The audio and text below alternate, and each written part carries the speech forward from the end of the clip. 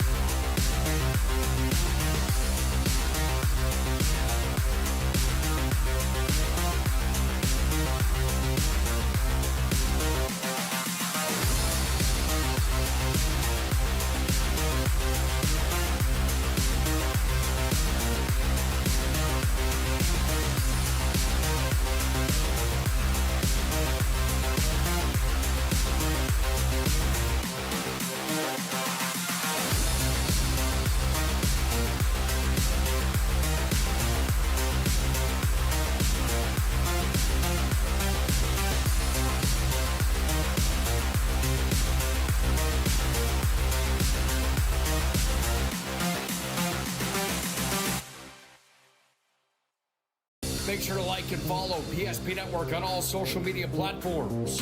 PSP Network, it's game day.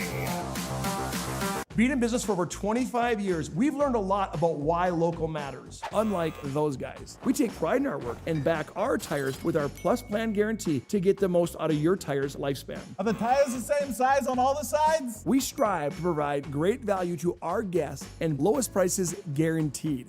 That's not good. Stop at a trusted tire and auto and get a set of tires from people you know and trust, and will even match those guys.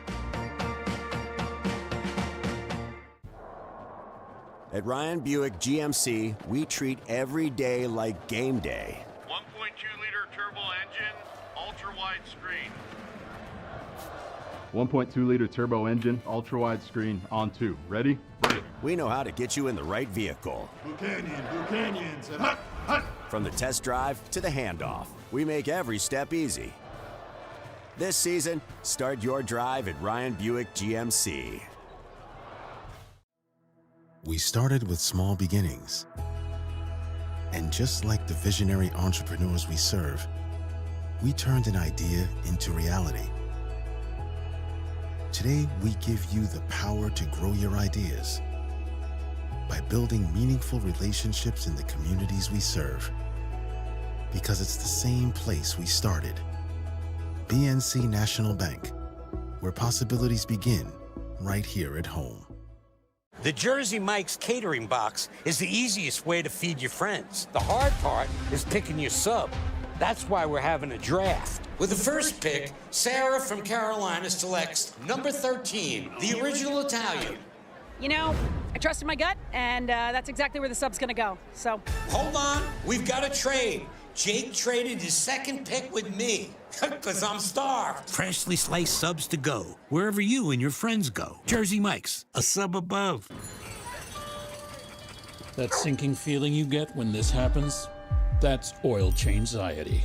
The anxiety of being without a car with a billion things to do. The fear of being overcharged. The stress of not knowing where to go or who to trust. But you never get those feelings at Valvoline Instant Oil Change, where you can watch us work right from your car, and we finish up in about 15 minutes. We changed your oil and did our 18-point safety check. Valvoline Instant Oil Change. Service you can see, experts you can trust.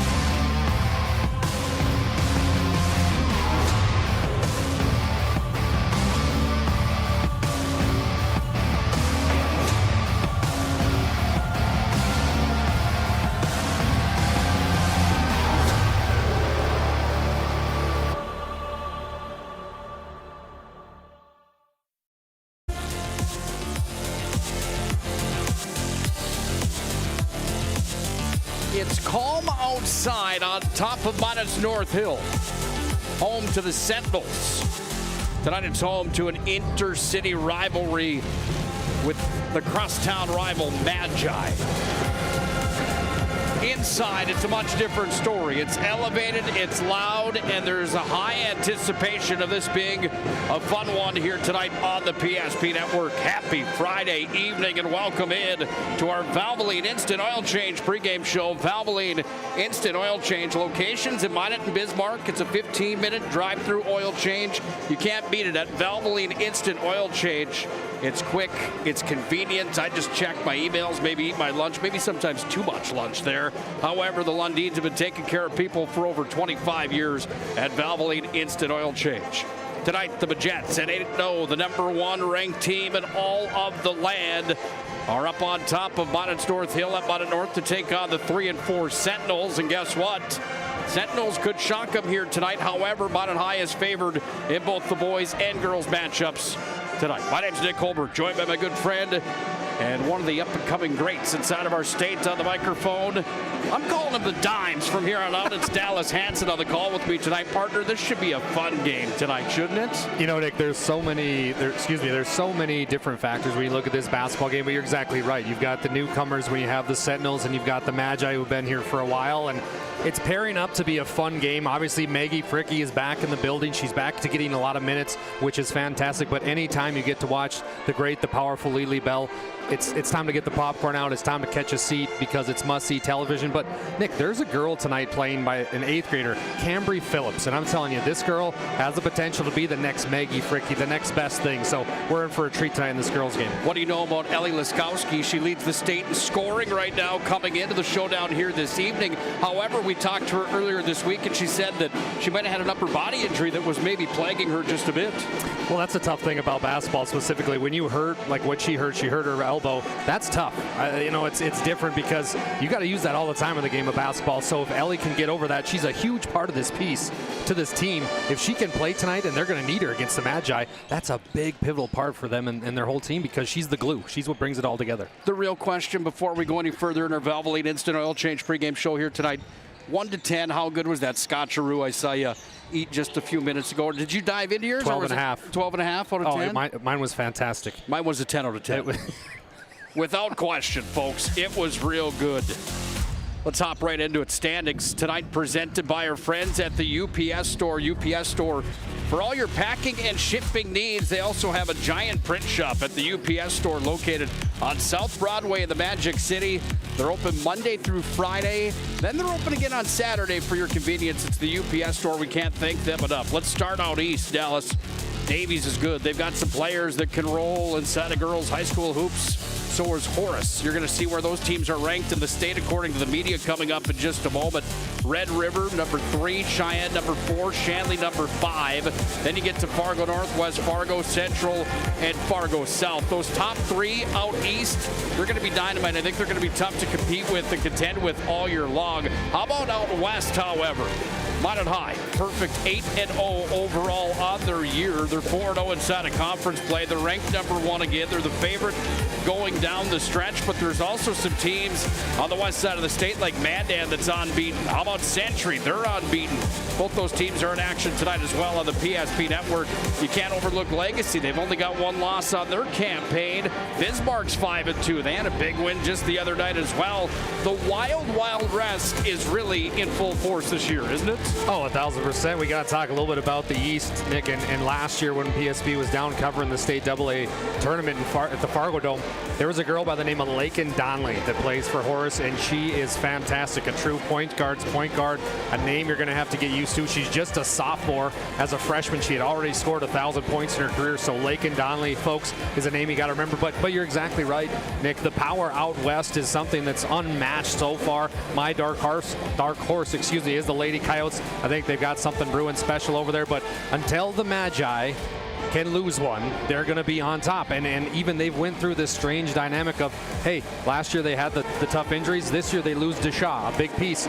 Well, guess what? They've had a lot of great girls. Stevick, Knutson step up in her place, and this is going to be so much fun tonight, Nick. This rivalry that's come about these last few years is must see. It's brought to you by Minot State University. Be seen, be heard, be you, where more than 96% of recent college grads are either employed or continuing their education. MSU grads get jobs, period. Minot State brings you the 16th Street rivalry, and one that could be a good one here tonight. How does the media deem this one will be? Well, they think that Minot High should be a runaway train, no question about that, being the number 1 ranked team in all of the land. 18 of the 19 first place votes this week went to the Majets. Century got the other and only other first place votes.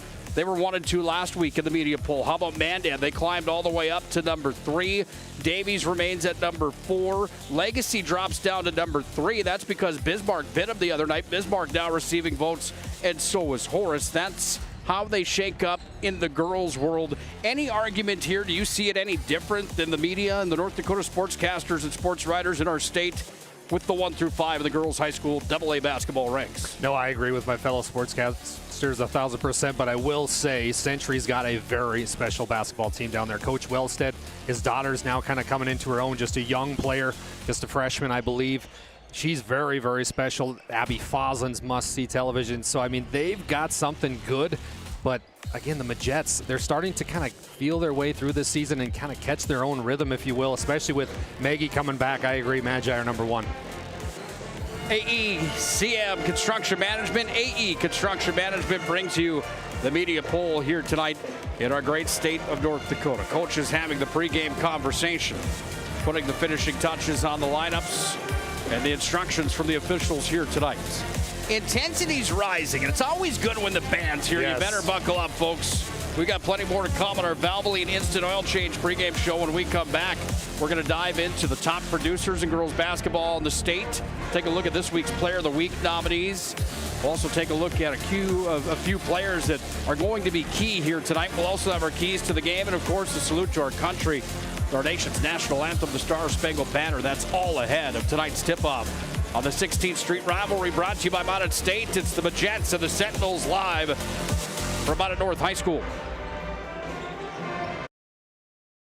That sinking feeling you get when this happens?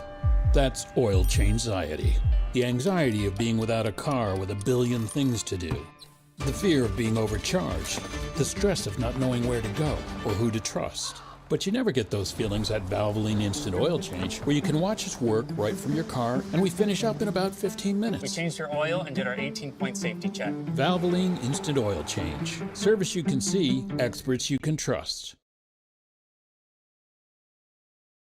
AE Construction Management and General Contracting builds more than structures. They build confidence. Your trusted partner in commercial construction across North Dakota, they handle everything, from planning to final delivery. Whether it's steel, industrial, or retail, AECM builds with precision and safety. Their hands-on approach keeps your project on time and on budget. Build better with AECM. Call Tim at 701-818-0099 or visit aeconstructionmanagement.com.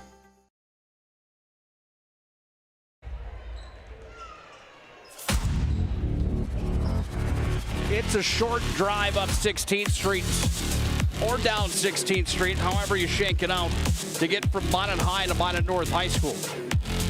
Tonight, a handful of young ladies that made that trip from Minot High to come up here to challenge the inner-city rival Minot North Sentinels. Welcome back into the Valvoline Instant Oil Change pregame show. Valvoline Instant Oil Change locations in Minot and Bismarck. It's a quick 15-minute drive-through oil change. You can't beat it at Valvoline Instant Oil Change. Nick Holberg alongside of Dallas Hansen as we get set and ready for this WDA showdown here tonight. We've seen the standings. We've seen the poll. Why are these teams shanking up where they stand? Well, big part has to do with the young ladies that are in the lineup for both of these clubs. How about Ellie Laskowski? I mean, Nick, look at those numbers. And we're not just talking about an inside player, an outside player. She's an everywhere player. I really like Ellie's game. We got to have her on PSP Primetime this past weekend, and a very nice person as well. I expect big things from her tonight. Minimum of 4 games played required to get onto this list for point-per-game production. Guess what? Maggie Fricke's starting to climb that ladder. She's only got 2 underneath her belt. But tonight we do see Lee Bell, 27.9 points per game. She's not used to not being number 1 on this list. Look for Lely to have a big night here tonight. The Oklahoma commit certainly has it in her to cross the 40 barrier if she wants to. Nick, how about those top 5 players are all going to go somewhere D1? I mean, you're talking about Marley Falcon, Lely Bell. Lakin Donnelly's just a sophomore, and she's number 2. Are you kidding me? I mean, Ellie Laskowski, she's going to be somewhere too. So when you come to these high school games in AA basketball, you're not just you're seeing the future of college basketball as well. Exciting times, my friend. Bones Barbecue Sauce brings you the look at the top 10 scorers in girls AA basketball. A true North Dakota original. It's great on everything.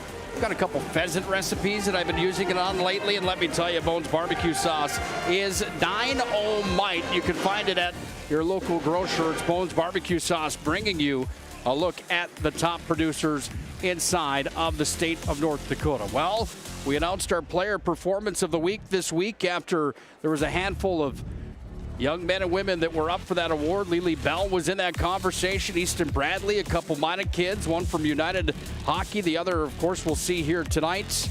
Well, without further ado, let's look at this week's Player Performance of the Week, brought to you by Minot State University, the Aggie Foundation, and Ryan Family Dealerships. Network Player Performance of the Week, powered by the Aggie Foundation, Ryan Family Dealerships, and Minot State University. Congratulations to this week's nominees on Big Time Games. The votes are in, and this week's Player Performance of the Week belongs to... Make sure to like and follow the PSP Network on all social media platforms, and watch for next week's Player Performance of the Week, powered by the Aggie Foundation, Ryan Family Dealerships, and Minot State University. PSP Network, it's game day. The Aggie Foundation is a 501c3. Our mission is to really help out the communities that allow us in for charitable gaming. We are so thankful for Aggie Foundation for giving us the $2,500. I can't thank the Aggie Foundation enough for what they've done. Aggie Foundation has been just a great partner for our community. Some of these programs wouldn't be able to continue on without funding from programs like this. We're always looking for new partners, new communities to be in. If we can make an impact in that community, we will.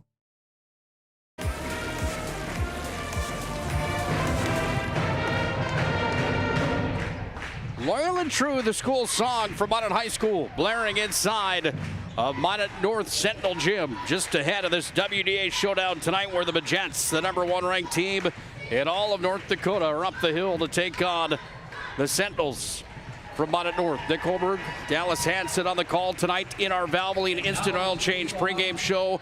Dallas, there's some young ladies in this ball game tonight that, like you just mentioned, are moving on to bigger and better things after their high school campaigns are done. How big is it really to see a young lady like Maggie Fricke come back in the lineup for Minot High School?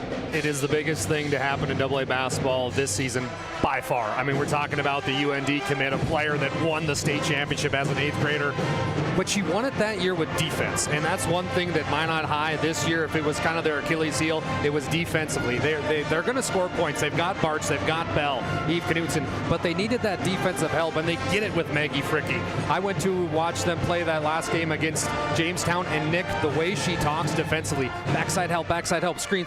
She's always talking, and that's what makes her special. Everybody knows she can shoot the basketball well, but her defense is what makes her from good to great.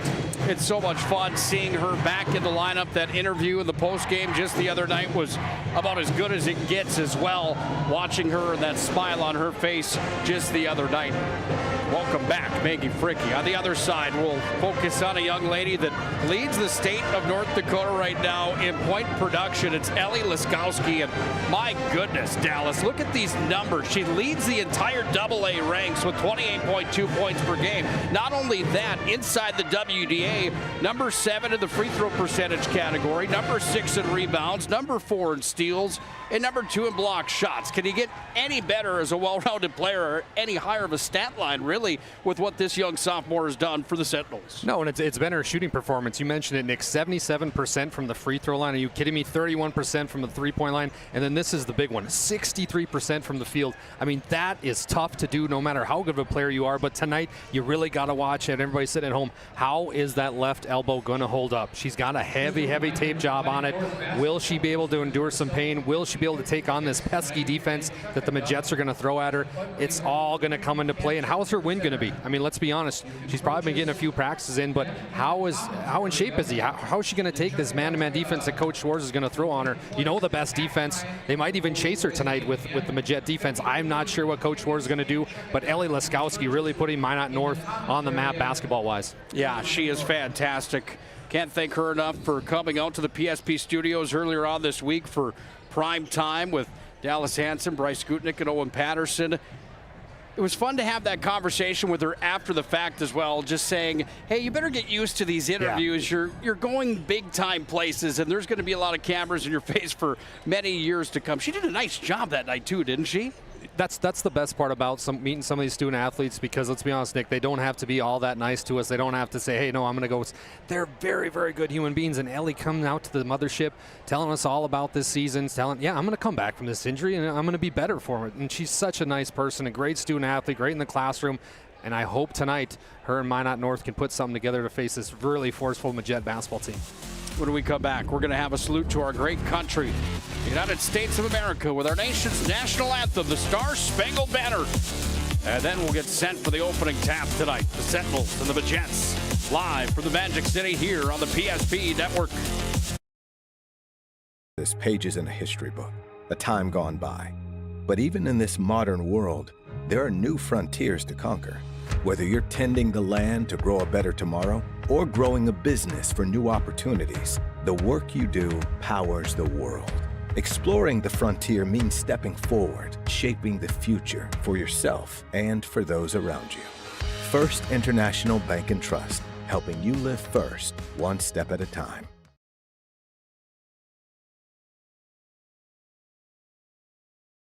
North Sentinels Pep Band.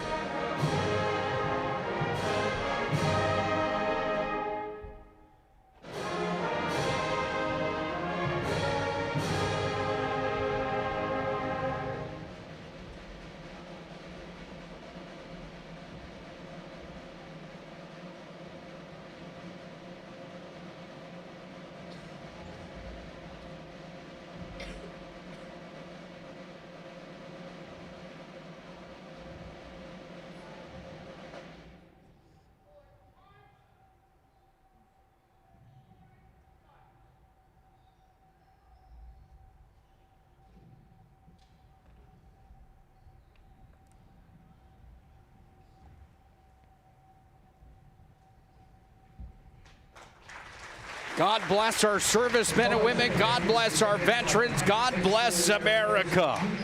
Nothing like that. The salute to our country with our nation's national anthem and the Star Spangled Banner. Job well done from the Minot North Band here tonight. And the Junior ROTC with a great salute to our great country, the United States of America. Well, partner, it's about showtime. That means it's time for tonight's keys to the game. They're brought to you by our friends at Northern Plains Heating and Air. No other choice to seal your heating and air game than Northern Plains Heating and Air. Find them in Western North Dakota. Call Dylan today, 701-222-2155. Make sure your furnace is performing at the top of its game. Northern Plains Heating and Air, first for the Sentinels from Minot North. They have to defend tonight. There's no question about that. Minot, the #1 ranked team in all of the land. They can shoot, they can score, they can move the ball around Dallas, and sometimes they can score at ease. What does it take for the Sentinels to defend here tonight? We're going to have to throw a couple different defenses at them. I'm not just talking good man-to-man defense. Throw a zone in there. Throw a 1-3-1. Throw a 2-3. Keep the Jets thinking tonight offensively, but you're going to have to double down on Lily Bell, and what that means is you're going to have to give up a few threes. If the Jets start hitting some of those threes, adjust the game plan, but defend. Make somebody else beat you. Don't let Lily Bell beat you. Don't let Maggie Fricky beat you. Maybe one of those other players put the weight on those shoulders, but they're going to have to defend their home court, and this game is going to have to be won defensively for the Sentinels. Well, hustle and flow for Minot High here tonight.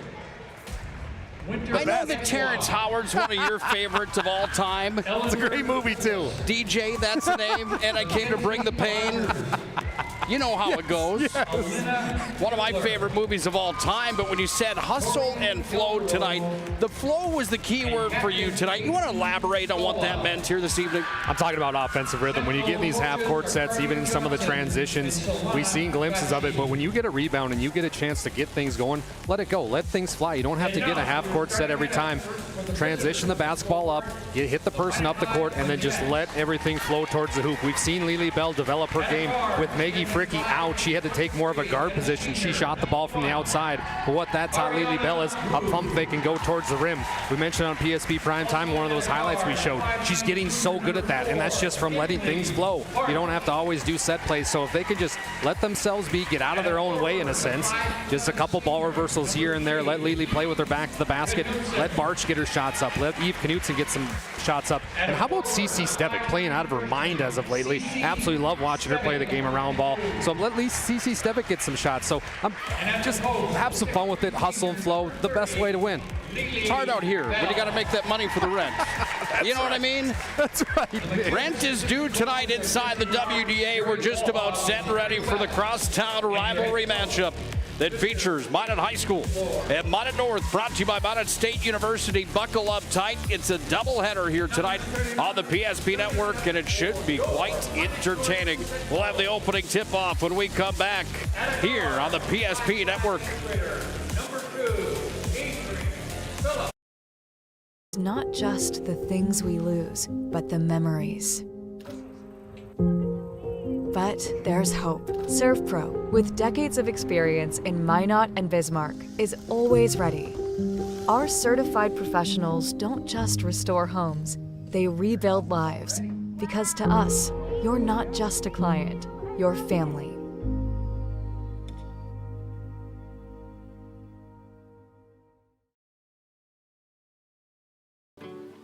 At SunTracker, we know the most precious memories are those spent together.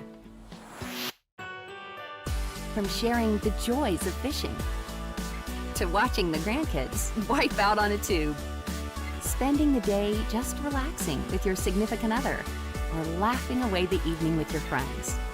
These are the moments you'll remember forever, and they're all made possible by SunTracker. Find the full lineup at Swenson RV and Marine in Minot and Bismarck, or online, swensonrv.com. Well, we put a cap on our Valvoline Instant Oil Change pregame show. Valvoline Instant Oil Change locations in Minot and Bismarck. 15-minute drive-through oil change. You can't beat it at Valvoline Instant Oil Change. Lily Bell wins the opening tap. Minot High is in maroon, decked out in Vegas gold tonight. Minot North is in their home whites. Nick Holberg, Dallas Hansen on the call. Partner, it is showtime. We are officially underway. Eve Knutson to the rack, missed on the opening drive of the ball game.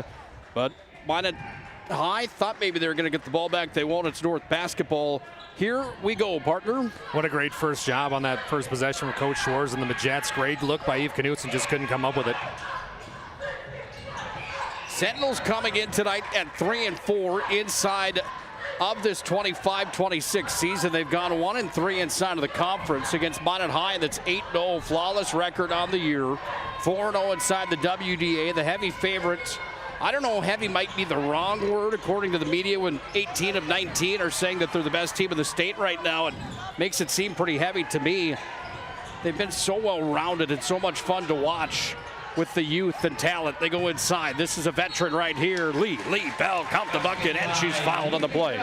Just like we talked about on our Valvoline Instant Oil Change pregame show, let Lily play with her back to the basket a little bit. You see the ball reversals there on our Ryan Family Dealership Instant Replay, and Lily doing what Lily does best, power towards the rim.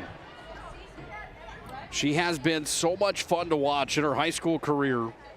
86% of the time she converts from the ServPro free throw line. She's got the first 3 points of the ball game here tonight. ServPro 24/7 emergency service with trained technicians and advanced technology at ServPro. So they're putting Bell on Ellie Laskowski right here. This is the matchup of the night, Nick. Two of the top talents inside the state of North Dakota. I was thinking about this on the drive in tonight. There's Laskowski from three-land, no good. We have been so fortunate in North Central North Dakota for the past handful of years with the amount of talent that has come through, not only on the girls' side, but the boys as well. Eve Knutson downtown, no rebound, pulled on out of there. It's taken away by Bingaman. She runs the floor with it now for North, and she sends it down to the baseline. It's going to be touched again by the Sentinels on the out-of-bounds stripe, but Minot High gets the basketball back. Nick, you're 1,000% right on that statement, though, by the way. This doesn't happen all the time. You don't get a Lily Bell. You don't get a Maggie Fricky. You don't get a Laskowski. We're spoiled here, specifically in the Magic City, to get to watch these girls in and out. And how about A.J. Root coming out here? Already 3 shot attempts. She's being very aggressive. This is the most aggressive I've seen her all season. Bryce Gutnick's favorite player, maybe inside the conference. He's been talking about her for a few years as one of his favorites. Brings some of those intangibles. She gets 5.6 points per game on average. She's hit 5 3-pointers, but her ability outside of touching the basketball is really something special. Speaking of special, there's Barch for 3.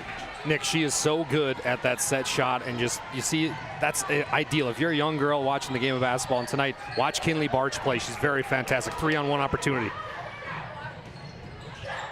Barch just picked up her 14th 3 of the year. Knutson says, I want some of that. That one's off the mark. Rebound pulled down Laskowski. Now you have a 3-on-2 the other way. Laskowski's got to be aggressive. Sent down into the corner. Comes back away now to Lily Bell, the run and gun. Looking for the gimme here. Cece Stevick up and in. Her first 2 points of the ball game.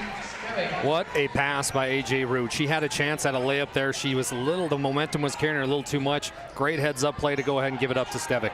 15:30 to tick down. Opening half. BNC Bank scoreboard has the Magents up 8-0. Sent inside. Little post play taken away by Eve Knutson, and Eve says that's mine, and she'll run it back across the floor here. Tried to go inside to Lely. Laskowski says, I don't think so. Ellie stops and pops. Jump shot rolled in. Oh, didn't get the friendly home court roll. Scrumming for the basketball. But Jets have it back, and now Stevick across the timeline with it here. Works her way in. She'll fire. No. Rebound pulled down. Comes out to Lily Bell. She can hit from here. Oh. She does. Swish. Lily for 3. Poetry in motion. That's a beautiful set shot by Lily Bell. Minot North wants some time here. I don't blame them. My Jets are out to a beautiful start, my friend. First International Bank and Trust timeout on the court. We'll take one as well. All Minot High School 11-0. They lead on the BNC Bank scoreboard. Approach at Legacy Financial Partners is a personal relationship. Our unique and collaborative approach to financial planning starts with your dreams, not just the numbers. We will work with you regularly to take action to update your plan as your needs evolve, recommending products and services that are right for your situation.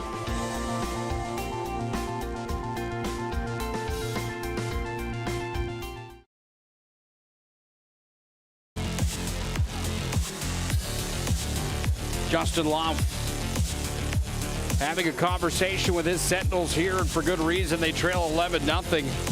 A timeout brought to you by our friends at First International Bank and Trust. First International Bank and Trust, the full-service, family-owned, independent community bank built on the bond between our employees and customers. Founded in 1910 and growing to serve rural and urban communities across Arizona, Minnesota, North Dakota, and South Dakota.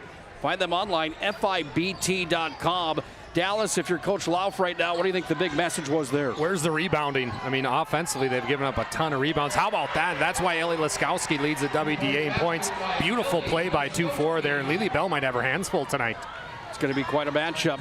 Laskowski drains her first points of the game. First points for North. It was from behind the three-point arc. Here's Barch. Kicks it back to Knutson. The C parts. Knutson goes in and lays it home for 2. Eve's got her first 2 of the ball game. If Eve can do that the rest of the season, my Jets are going to be scary good.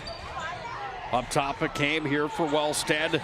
Worked inside, sent down to the block. Lely takes it away, and Lely's going to run it back up here to Ariana Rude. Got it over to Barch. Right towards the rack. Wow. Count the bucket, and she's fouled on the play. Were they listening to our Valvoline Instant Oil Change pregame show, Nick? It sounds Coach Swartz doing exactly what we talked about. Get out and run, hustle and flow. Let this thing flow, and that's exactly what they're doing. This is the best the Jets have played all season. Kinley Barch spreading the floor so well, playing the trailer there. And you see just the finesse, the technique. She's so good, so fun to watch. Kinley might be one of their better shooters. 74% from the line on the season, but she misses on the first from the Serve Pro free throw line. My question right now is, where is Cambry Phillips, the 8th grader? Can she step up in the big moment?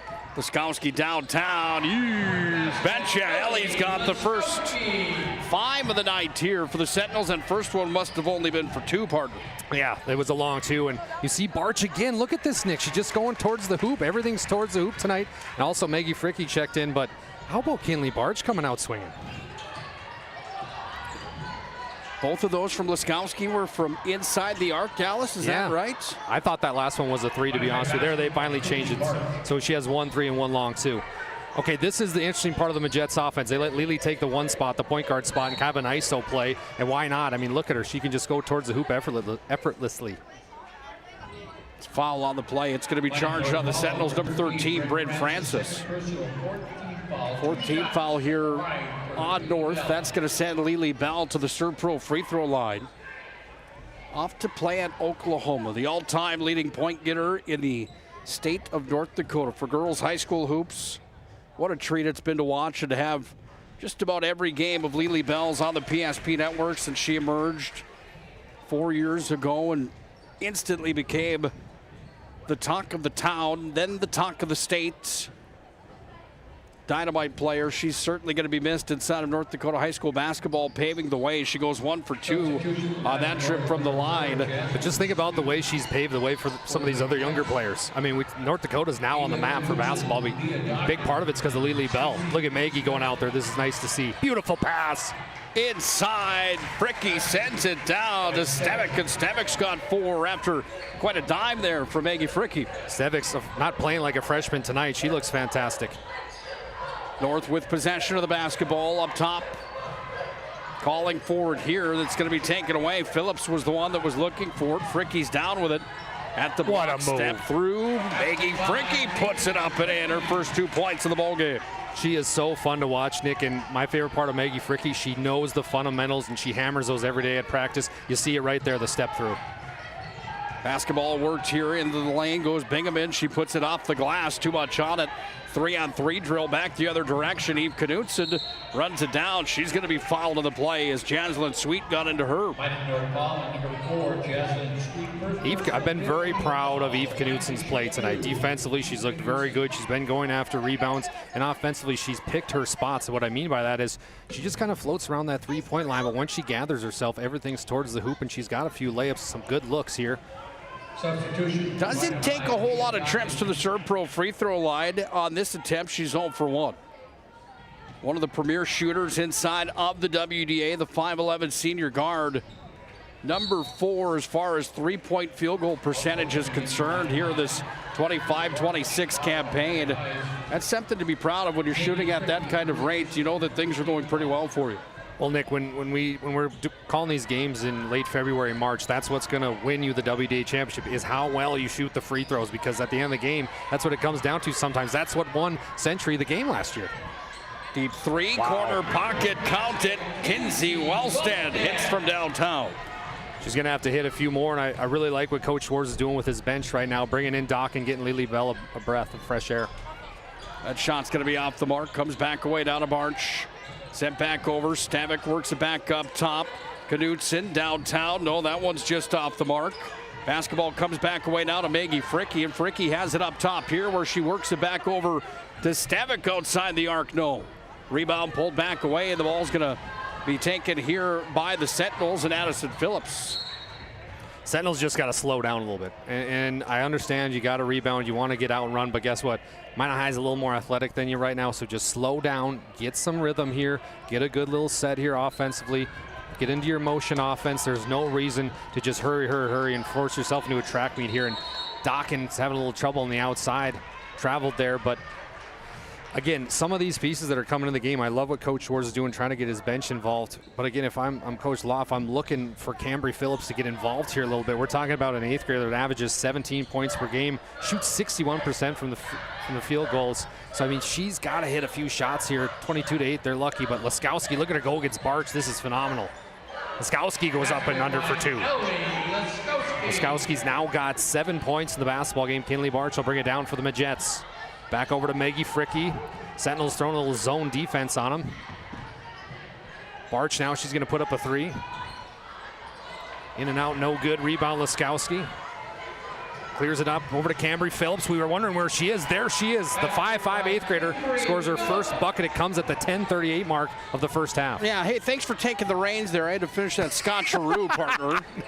No. We've got some issues down in Dickinson here tonight. No issues there. Maggie Fricke, how are you tonight? 5 points for Maggie. She buries from downtown there. She's gotten so good at those corner threes. Laskowski now says, I can match that. Ellie having herself a ball game. Second three-pointer from behind the arc. She's got 10 in the contest. Stevick downtown. No, Fricke towers up. Rebound. Puts it off the glass and in. The little things she does. And again, I'm sure Minot North's thinking, where are the rebounds? Where are the box outs? First International Bank and Trust timeout on the court. We'll take one as well. 27-15, the Jets on top. Engineers at Ackerman Esvold have been enhancing everyday life. From response times to commute times, we've helped create critical infrastructure, enhancing highway safety, flood protection, and public education. And we're no stranger to enhancing fun, family outings, and even game time. Ackerman Esvold, working to enhance your everyday life.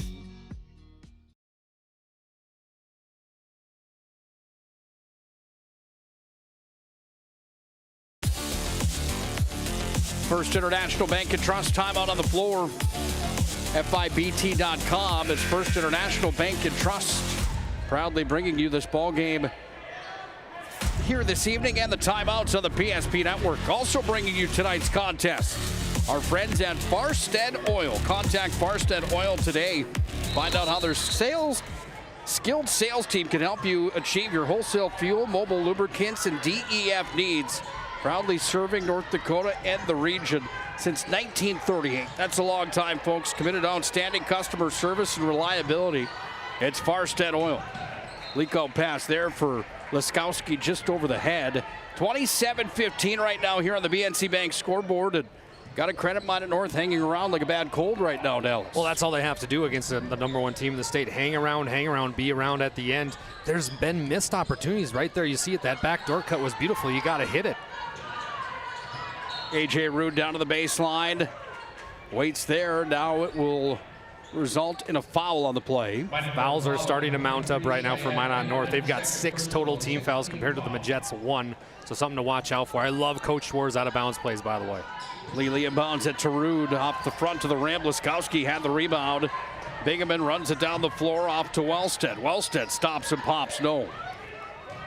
Look at him get out and run. Do you think Maggie Fricke's ready to play basketball? She's got it and ran every time. That time maybe slowed down a little bit, overshot A.J. Rude, but it's been a welcome sign, and it's a tough injury to overcome what Maggie did with the knee, but it's almost tougher mentally because you're always thinking about that in the back of your head, and I really tip of the ball cap to Maggie because she's done such a job. You see it tonight. She's playing fearless. She's getting the basketball and going out and running, and that is so tough to do as a person that's overcome some of those injuries. It's not easy. So Maggie, she's right there. Partner, I'm going to have you tank it for just a moment from here, if you don't mind. Minot North trying to put something together here, down by 12. Nice little shimmy shake by Wellstead. It goes bouncing around the rim, no good. Rebound goes to Eve Knutson, and the Majets are off to the races. 4-on-3 basketball. Knutson back up top over to Lely. Look at the ball movement down to Rude. Back up top to Eve Knutson. She's been on fire tonight. That one goes in and out. Nice rebound. Barch tried to get it back. It's going to be dribbled off of A.J. Rude's foot. That was Kinsey Wellstead, the 5'5" senior. Got bumped a little bit here. They're going to check the clock here, our officials tonight. Jeremy Melhoff, Brandon Weber, and I'm not sure the other gentleman, but very happy to have 3 of the best here in the WDA join us on the hill at Minot North. 27-15 on the BNC National Bank scoreboard. Dallas Hanson, Nick Holberg joining me here. Nick's taking care of a few things down in Bismarck. So Minot North will bring it down. Minot High sticking to that man-to-man defense. Here's the 8th grader everybody's been talking about, Cambry Phillips. Look at the defense from Rude, though. Rude all over her tonight, and it's going to be either a backcourt violation or a steal. They're going to say backcourt, so another turnover on Minot North. They've been plagued with them so far tonight. Coach Jason Schwartz will bring in CC Stevick for Maggie Fricke. Folks, don't forget to check out Minot State. The best way to predict your future is to create it. With over 100 areas of study at Minot State, you'll earn the degree for the career you desire. Minot State University, be seen, be heard, be you. Eve Knutsen's been seen a lot tonight. How about Lily Bell with the offensive rebound? Give her 2 more. Bell's got 9 points already in this young basketball game. 8:05 to go in the first half. Minot North just trying to hang around again. Cambry Phillips been an outstanding player. Trying to get some help over to Ellie Laskowski, who's just being bombarded by Lily Bell there. You see that matchup. One that we're all paying attention to in the WDA. What a move by Cambry Phillips. 4 points tonight for Cambry as she just has that quick first step. Just that 5'5". She shows off the speed there. Minot North fans got to be happy with the future here with Cambry being involved. Bell now up top going against Laskowski. Over to Knutsen. Knutsen's going to drive. Back out to CC Stevick. Stevick does the runner that she loves to do. Gets her own board. CC up and under for 2. CC Stevick slowly but surely putting together a nice first half. That's 6 points for CC, who's a 5'8" freshman. Deep 3 from Laskowski. It's no good. Stevick's going to let it go out of bounds. So it's going to be Minot High basketball. I kind of feel like Dan Gladden a little bit. I just come and go as I please in between innings here. Thanks, partner. No problem. Well, we've got Dickinson and Mandan on tonight on the PSP Network as well. And Bryce Gutnick and Brock Widener having some tech issues down there. I'm usually in the office these days making sure these games work. Thanks for letting me join you tonight, partner, to be on the call for one. Hey, you're like Mario Rivera coming out of the bullpen. How about Bell again? Well, he didn't miss much there. We saw Cambry Phillips, the 5'5" freshman, 8th grader that I was talking about, Nick. She's starting to come alive. This Minot North offense starting to kind of catch a rhythm here a little bit. Lily Bell might have touched that one last. She did. It goes on a play, and it will be Minot North basketball. Minot North last year, they went 6-17, Dallas, and it was a team that didn't quite have the year that they wanted to have. However, you can see the growth and the progression. Keep an eye on this group from the top of Minot's North Hill here as they continue to develop. When you've got a player like Laskowski right now leading the entire state of North Dakota. If you missed the pregame show here tonight, we showed you this graphic right here brought to you by Bones Barbecue Sauce that Ellie's the #1 point getter right now in all the lands, on top of Lakin Donnelly from Horace, on top of Marley Falcon, on top of Lily Bell. Passanante from Davies also on that list. I mean, she's in some pretty good company, and not only in that company, but leading the pack as a sophomore. That's great news for the fans of Minot North. She's blocked on that play, however. Eve Knutsen says nope. Eve Knutsen has improved so much defensively. I mean, you just got done talking about how great Laskowski is, and right now you see it, block party Eve's hosting. I mean, that might be a Dally Dimes for this PSP Primetime Wednesday, but I like Ellie Laskowski because she does everything. And her best part of it, she's got a ton of heart. She's fighting through a terrible injury right now with that left elbow. Not easy. I would think this would be an easy one to get up for and put some of that pain away. Leah Dockett goes off the glass and in. Leah's got her first 2 points of tonight's ball game. If Leah Dockett and Coach Schwartz can get a little production out of her, that would help their bench so much. I know they've been working hard at it too, Leah has, and trying to develop that post-to-post, block-to-block mentality and giving Lily Bell some breaks here, which Bell's going to need. But Dockett, I mean, we're talking about a 6'1" junior. She can get better. She's got good feet work. She just needs to improve, kind of sometimes finding her way in this offense. Saw Jason Schwartz on your screen, the head coach of the Majets, in year #6 here for Minot High School.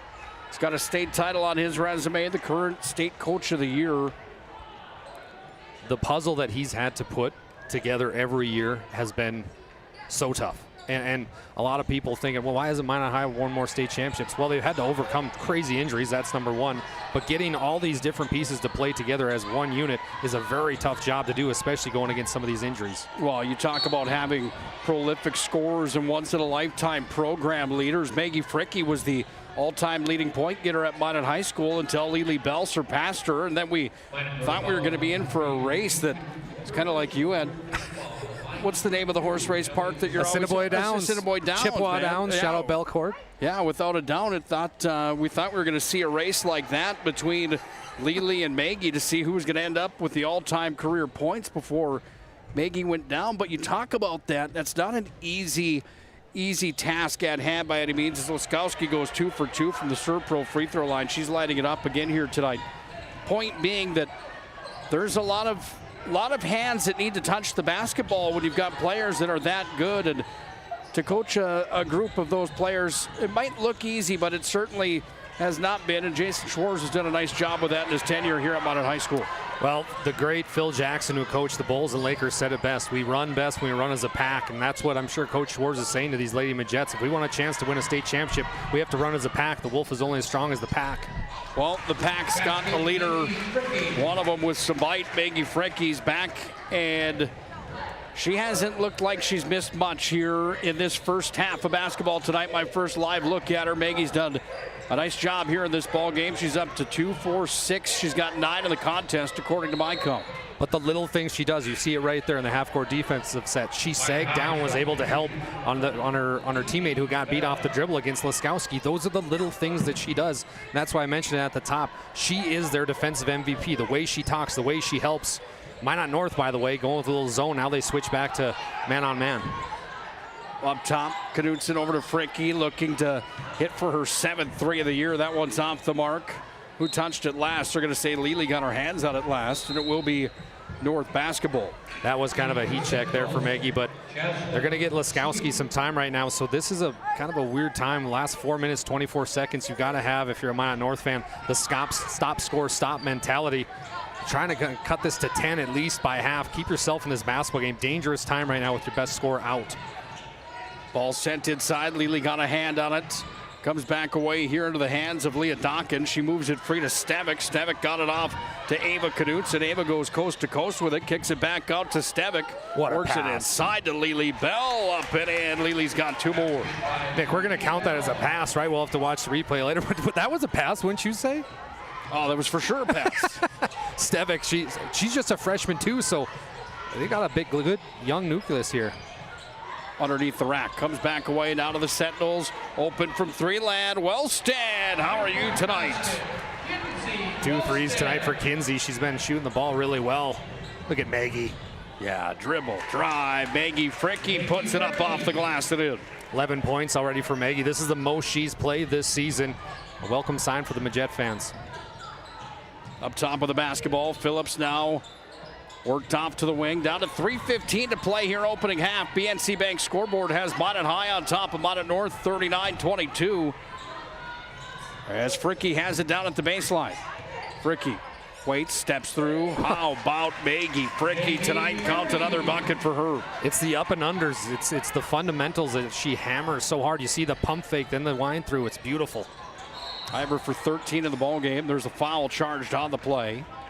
By the way, tonight's game brought to you by our friends at Planet Pizza, proudly serving the Magic City for over 25 years. Stop in for their lunch buffet Monday through Friday from 11 till 2, or you can find yourself playing a game of laser tag at the Giant Laser Tag Playground, the largest in the region. It's Planet Pizza. They'll deliver tonight as well, 701-852-1700. Ellie Laskowski downtown, front of the rim. Comes back into the hands of Wellstead. Surveys, delivers off, went off the foot of Bingaman. No, it went off a Barch, they say. By the way, Nick, you might be the best laser tag player I've ever seen in my life. When we were there for Cade's birthday, you had like 2,500 points. The next guy was 900. You look like Maggie Fricke in laser tag. I did dominate, didn't I? Dominate was a nice way to put it. I was having nightmares that night. Holberg shooting a laser everywhere. Well, maybe a redo. I think I might have, I have to come clean. I might have been cheating a little bit. Who knows? You know, you never know. I would never do that. Thanks for the compliment, however. Planet Pizza, what a fun place that is. No doubt about it. Big thanks to the Mueller family for their continued support of our mission of promoting local athletes. Bingaman from the elbow, kicked it to the corner. That one had too much on it. Rebound put up too much on that attempt as well. And now Lely's going to run the floor with it. Here's Lely Bell on the dribble drive, goes right to the bucket, up and in. Lely with another field goal. That little stutter step that she has is so good. She gets the defender to freeze up a little bit and then just blows right on by. Ball sent inside. Nice play there, but the coverage was there from Ava Knudsen. That forces North to turn the ball over now here to Minot High School. Now that same thing can be said as Phillips will carry it up the floor. Off to Laskowski, corner pocket three, just off the front of the rim. Rebound. Phillips puts it up and in. She's got 6. Both teams getting out and running tonight here, Nick. This is turning into a track meet. Comes away down to Barch. Down at the baseline. It was touched by Minot North. By the way, tonight's game also brought to you by our good friends at Val Cyclery. Val Cyclery, located downtown Minot. Got a full lineup of e-bikes along with a service department for those e-bikes. It's Val Cyclery, proud to support our mission of promoting local athletes. Kinley Barch from the Serve Pro free throw stripe. Good on that attempt. The front half of the 1-and-1. Second one's on its way. That one rolls in and drops down for the All-West Region player, Kinley Barch. Kinley does a lot of great things, but shooting from the free throw line has improved greatly since last season. This season, she's at 38%, doing a really good job. And how about that move, Nick, from the 8th grader? Cambry Phillips, she's going to be a lot of fun to watch here in the future. Yeah, whistle blew before the shot was attempted. North gets the ball back. We also want to thank our friends at BSN for their continued support. They're a swag provider on the PSP Network, custom orders for your team. Whether high school, collegiate programs, custom equipment, uniforms, coaches, apparel, you name it, branding and more, they do it all. Contact your BSN sales pro today. It's BSN. Bringing you tonight's ball game on the PSP Network. Barch worked inside, then she's going to be hounded on the play by Addison Phillips, and Phillips is going to be charged with the foul. Ava Knutsen's been getting a lot of minutes tonight, Nick, for the Majettes. You got both the Knutsens, her and her older sister Eve, but if they can get a lot more minutes out of Ava, I know she was sick there for a little bit, she can be a big help to this team. Barch back at the Serve Pro free throw line, 74% shooter from the stripe. She's 2 for 4 now in the ball game. She had a takeaway just for a moment. Kind of bumbled it just a bit. Minot North will get the basketball back. How about that band earlier on here tonight? They did a fantastic job, didn't they? We needed some cowbell from our guy, Bryce Skutnik. Remember that last year when he was the cowbell guy at Minot High? That was one of my favorite moments here at PSP. It's in Dickinson tonight, but this is go time right now for Minot North. You got to cut into this lead a little bit at a time, but this is a huge possession right now for Minot North.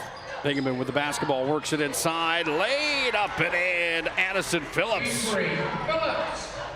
Yeah, Phillips already at 8 points tonight. She's doing a good job just moving without the basketball, doing a lot of backdoor cuts. Look at the help defense now from the 8th grader. She about got the steal. Look at this Cambry, Nick. She's got it back here. I do have to apologize. I had my game notes wrong. I already had the note sent to me that it wasn't Addison, that it's Cambry. I do apologize. We'll get it right the rest of the way through here. So when Minot High plays this 2-3 zone, that opens up the top of the key for a 3. Look at Laskowski to get his 3-point shot here. Or pass it to the baseline. Phillips has it here. Working from the block. Kicked over. Jump shot on its way. Side of the rim, no for Francis. Taken back away by Eve Knutsen. Final 10 seconds, first half. Knutsen comes down, lays it up, side of the rim, no. Bingaman, baseball pass forward, off to Laskowski. 3 seconds left in the opening half, and Ellie puts it off the glass and in. What a nice move for Ellie and a great way to end the half, partner. Got ourselves a bit of a ball game here. 45-28, however, Minot High on top. Been competitive, they're fighting hard for it, no doubt about it. Jerome's Collision Center halftime report comes up next here on the PSP Network. Is proudly brought to you by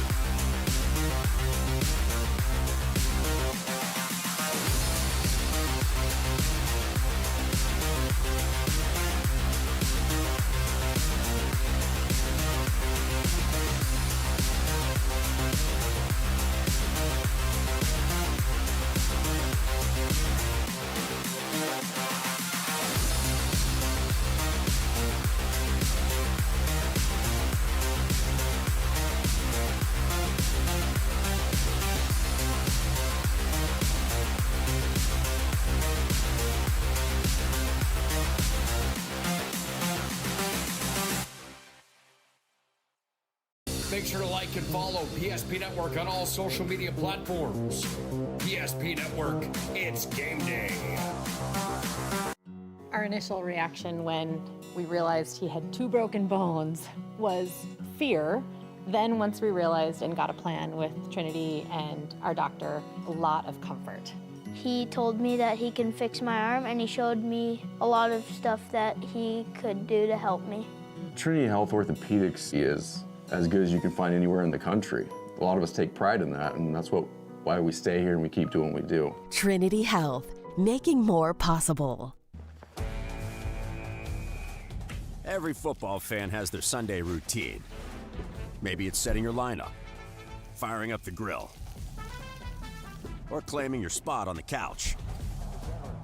But the center of every Sunday is the drive. The morning drive home before kickoff. The drive to your buddy's watch party. Wherever you're headed, we can take you there.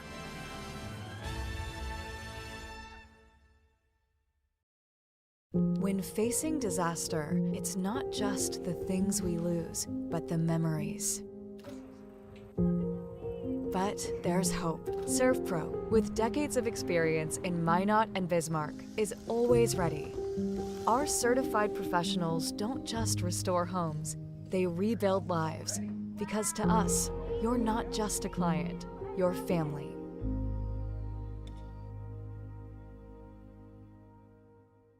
Breathe in. I can't believe I wrecked my car. There's some things in life we can't control.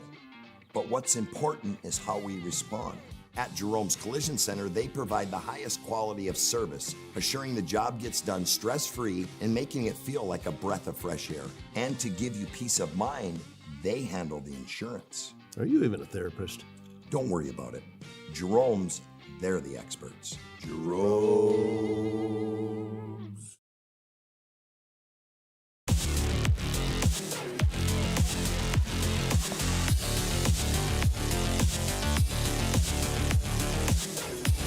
All eyes north. This is a beautiful facility, boy. Let me tell you, brand new Minot North High School. Got some cool stuff in this place. Got a basketball team that's not half bad as well. Might not look the best by the BNC Bank scoreboard at the half at 45-28. However, Minot High is the #1 team in the state of North Dakota. Welcome into our Jerome's Collision Center halftime report. Jerome's Collision Center, they know how important it is to get you back on the road. Jerome's Collision Center has been in business for a long, long time on top of Minot's North Hill. They strive to make it quick and make that process that can be a real pain in your backside a lot less of a hassle. They've been doing it since 1975. It's Jerome's bringing you the halftime report. Nick Kohlberg alongside of my good friend, Mr. Dallas Hansen, here on the call tonight. Dallas, your overall takeaway and thoughts of that first half. We're treated to seeing some of the top talent of the state here tonight in this matchup. Well, if you're a Minot High fan, that's the best first half they've played all season, without a doubt. And a lot of it, kudos to Maggie Fricke, playing so fearless. And then you get these other players kind of finding their way on the court. Lily Bell played tremendously, which you know you're going to get out of Lily. But so surprised by the way Kinley Barge played. And how about Eve Knutson's defense? Very, very good, but it was the bench for me, for the Majets, that really surprised me. Of CC Stevic, she started tonight, but got subbed out with Maggie Fricke. And then how about Ava Knutson defensively playing very well? And then you get Leah Dawkin finding her way into the scoring column. So some good pieces. Coach Schwartz trying to put together that second unit, that second go-round, if you will, when the starters need a break. If you're Justin Lauf right now, trailing 45-28 at the break, is there one major message that you have to the group? Rebounding. When he took that first time out early on, it was after the Majets had, I believe it was 3 offensive rebounds in 1 possession, and you could just see the frustration on his face, and he's got to be preaching to his girls. Listen, we could only be down by 8-10 points, but we've given up so many second chance opportunities to the offensive rebounds, and that's got to change, and that's hustle. Now, granted, I know for all the basketball fans out there, they did have a little zone defense on them, and that's tough to rebound at them. But a lot of it, there was no excuse. There was a lot of man-to-man defense, so you just have got to find a way to do the simple things, the little things, because they add up, and you see that in the first half when it comes to rebounds in Minot North. Yeah, the margin on the year for North coming into the ball game is -70 in the rebound category.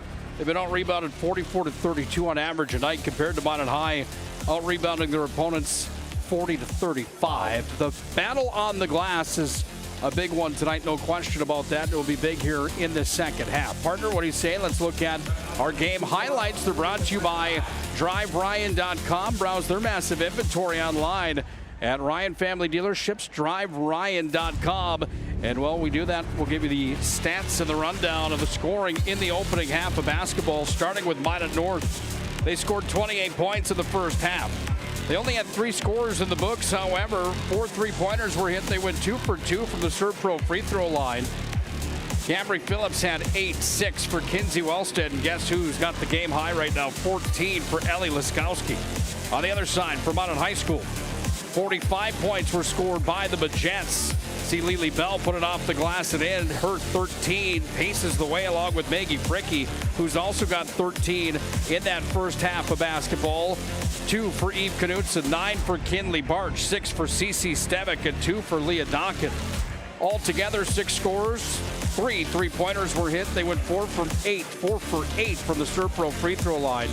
There's a look at your first half highlights brought to you by DriveRyan.com. Again, browse their massive inventory online at Ryan Family Dealerships. Well, second half's right around the corner. Before we head there, let's take a look at the schedule for next week coming up on the PSP Network. Every night, we've got something on the PSP Network for all you sports fans. Ned Rose is at South Prairie Backs of boys basketball Monday. Tuesday, a doubleheader. Ryan and DLB will play. Dickinson's at Minot in girls and boys basketball. Get ready for that boys game. That's going to be amazing. If you have a chance, come and watch Boston Cranston play for the Mavericks. He is one of the better scorers in the state. Yeah, he's going to go down in history there as one of the greats. Cranston's the real deal. He crossed 1,000 just the other night. Dickinson's for real. They're going to be a team that is going to be a real contender here in 25-26. Century and Mandan will play. Legacy and Dickinson play in boys high school hockey on Tuesday night as well. Wednesday, you can see Dallas Hansen, Bryce Gutnick, and Owen Patterson for prime time, brought to you by Magic City Home Leisure, Spas Accentra, and AE Construction Management. On Thursday, more single A and B basketball. Stanley's at Ned Rose in boys hoops. Central McLean is at Glen Olin Hebron in boys hoops. Hey, I get to call something again on Thursday night. Legacy of Minot, that could be for the WDA crown. Number 1 against number 2 in the WDA for boys hockey on Thursday nights. I'll have the call with Matt Morelli that evening. And then on Friday, buckle up tight, St. Mary's and Dickinson. Minot High and Century. Mandan, Legacy, Glenburn, and Surrey. It's an action-packed week next week, partner. If you're not already doing so, make sure to hit that subscribe button on the PSP Network. Help us promote local athletes. You'd be amazed at how far a like and a follow goes to helping with our mission of promoting local athletes on the PSP Network. You can do that at any time. We ask that you just make that happen for us. We certainly appreciate it. Helps a lot with the algorithm, everything that people that follow social media know about. And I mean, with the things that PSP has done is so much fun, but how about tonight's action? I mean, Nick, we've got some great action. Bryce Gutnick's down there. Got the live look in right now. I'm really surprised this Dickinson High team, they were kind of my dark horse coming into the basketball season. Cameron Wolf was injured. They made some plays without him, got some wins, and now he's back, so they're just as dangerous as anybody. Girls are having a little bit harder of a go down at Dickinson this year. Mandan is one of those teams that's pretty good. That's a live look into that girls matchup. You can watch that one on the PSP Network tonight as well. If you're just joining us here, Minot High is in maroon.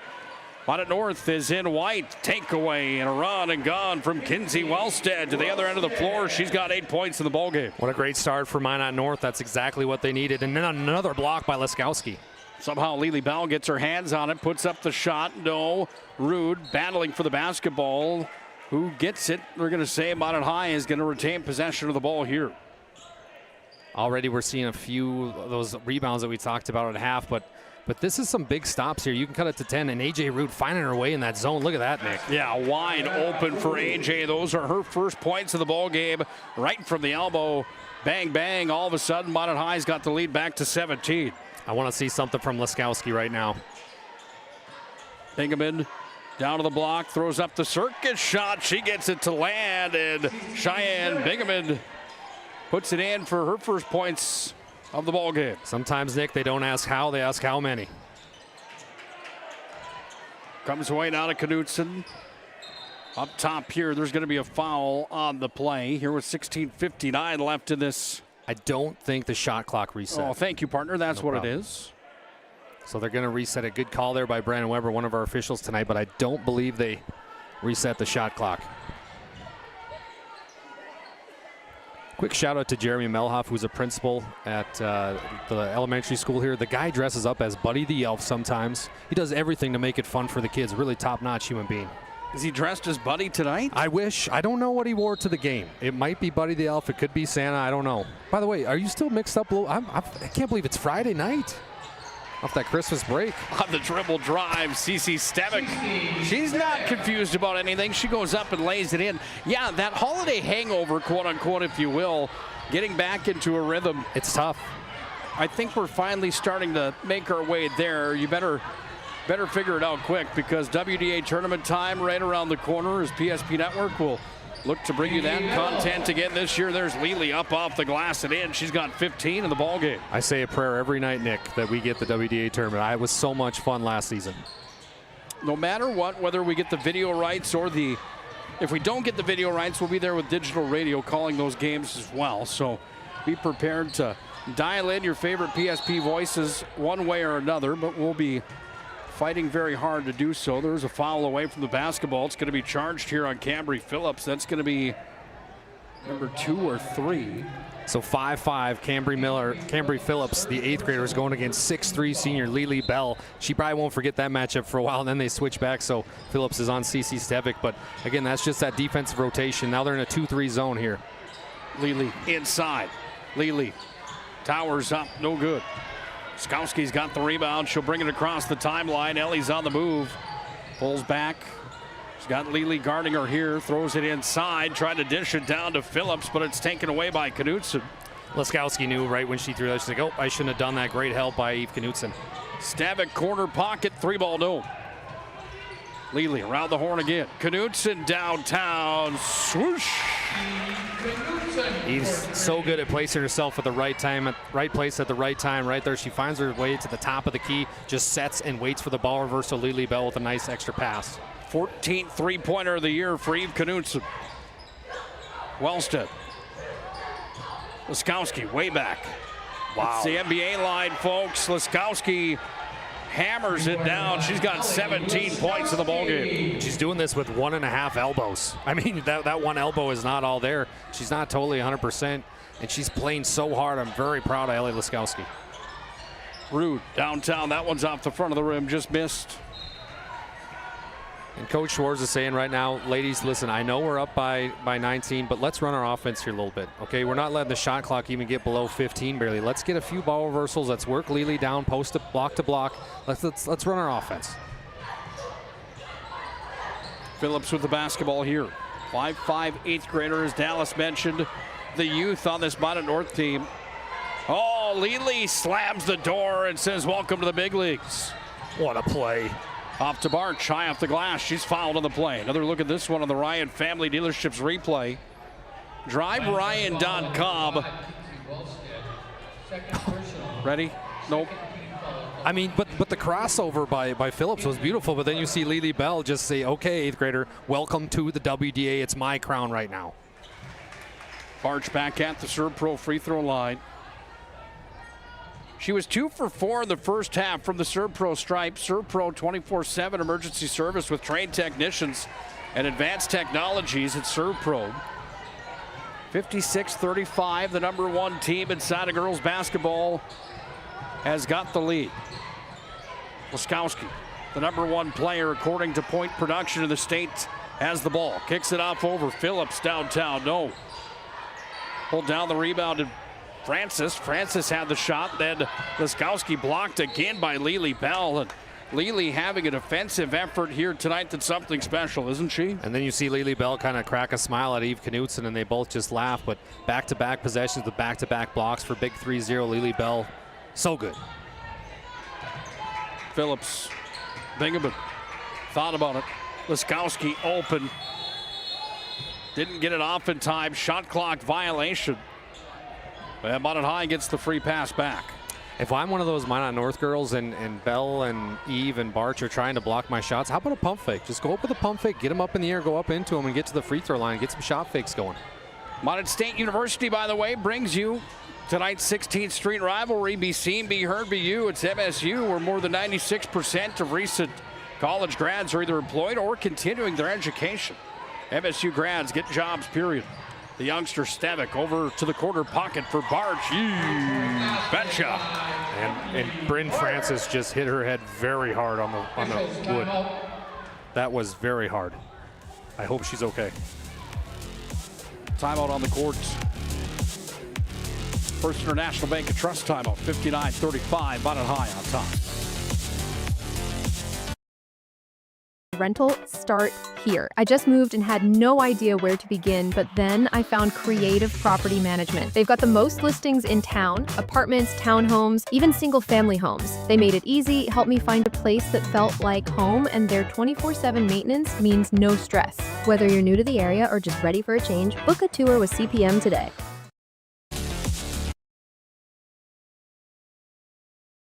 We often think of frontiers as pages in a history book, a time gone by.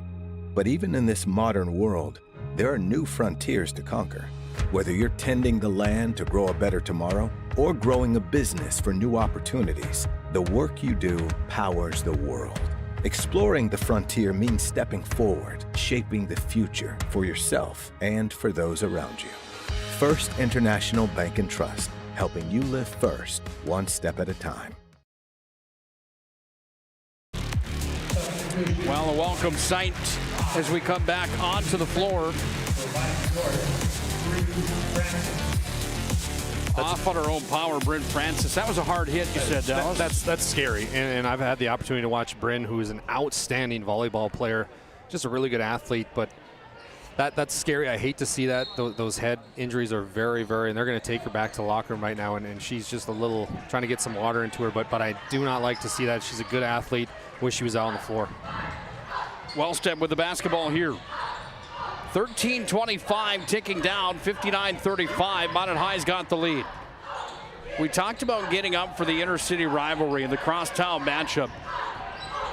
Most of these players probably knowing each other for quite some time through Y League and some of the younger days and younger ranks. There's Phillips from downtown. She's got 11 in the ballgame. Yeah, I agree, Nick. And you got to think, I'm sure Coach Schwartz in his back pocket knows these girls very well as Maggie puts up a corner three. And it's been impressive to see how well Lily Bell has. She's not used to guarding an outside player like Laskowski, and she's going to have to do that at Oklahoma, obviously. But to see this, it's kind of a preview of what maybe her college career might be like. Wellstead on the jump shot, rolls up and then in. Scotty K, the PA voice, said the last one was Wellstead. Is it back-to-back for Wellstead, yes. Or was it Phillips? Yep. Back-to-back for Wellstead. I do apologize. Good to hear Scotty K on the call tonight inside of Minot North and Minot North Sentinel Gymnasium here this evening for this WDA Showdown. Longtime sports broadcaster here in the Magic City.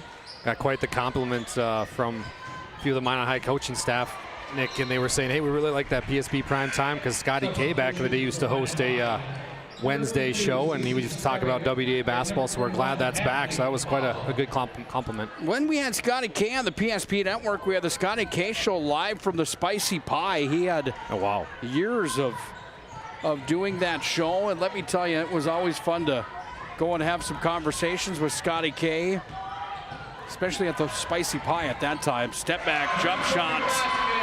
She's heating up, my friends. That's 3 in a row. How about Wellstead, Nick? I mean, she's playing out of her mind right now. We got 2 threes in the second half already. Really willing this team back. 2 threes and 2 more 2-point buckets for Wellstead. Basketball's going to come back into the hands here North. I said it in the first half, they're kind of hanging around like a bad cold. Obviously, this margin right now at 59-43 with 11:41 left in the ball game. This is one of those points in the game, Dallas, where the train can leave the tracks in a quick hurry. Yeah, and this group right now that Coach Schwartz has on the court, I haven't seen them much throughout this season. He's got Fowl in there along with Rude and Kinley and Eve and Stevic. So, I mean, how can he's trying to find a different rotation, and he's got Maggie and Lely on the bench, which I agree with, get him a quick break here. But if there's a time for Minot North to make a run, it's right now. Wellstead with the basketball. Goes inside. Post play. Laskowski off the mark. Rebound's going to be pulled out of there, and here comes Minot High School. March on the dribble drive, kicks it back out now. Eve Knutson up top, Ariana Rue. They go around the horn with it, back to Ariana. Back over Knutson. 3-ball on its way, short. Stevic's got it. She just turns around, jump shot. No, Laskowski rebound. Stevic takes it from her. Then Stevic ends up throwing the basketball out of reach. And it will be a timeout on the floor, brought to you by First International Bank and Trust. Visit FIBT.com for more information about First International Bank and Trust. 59-43, Minot High on top.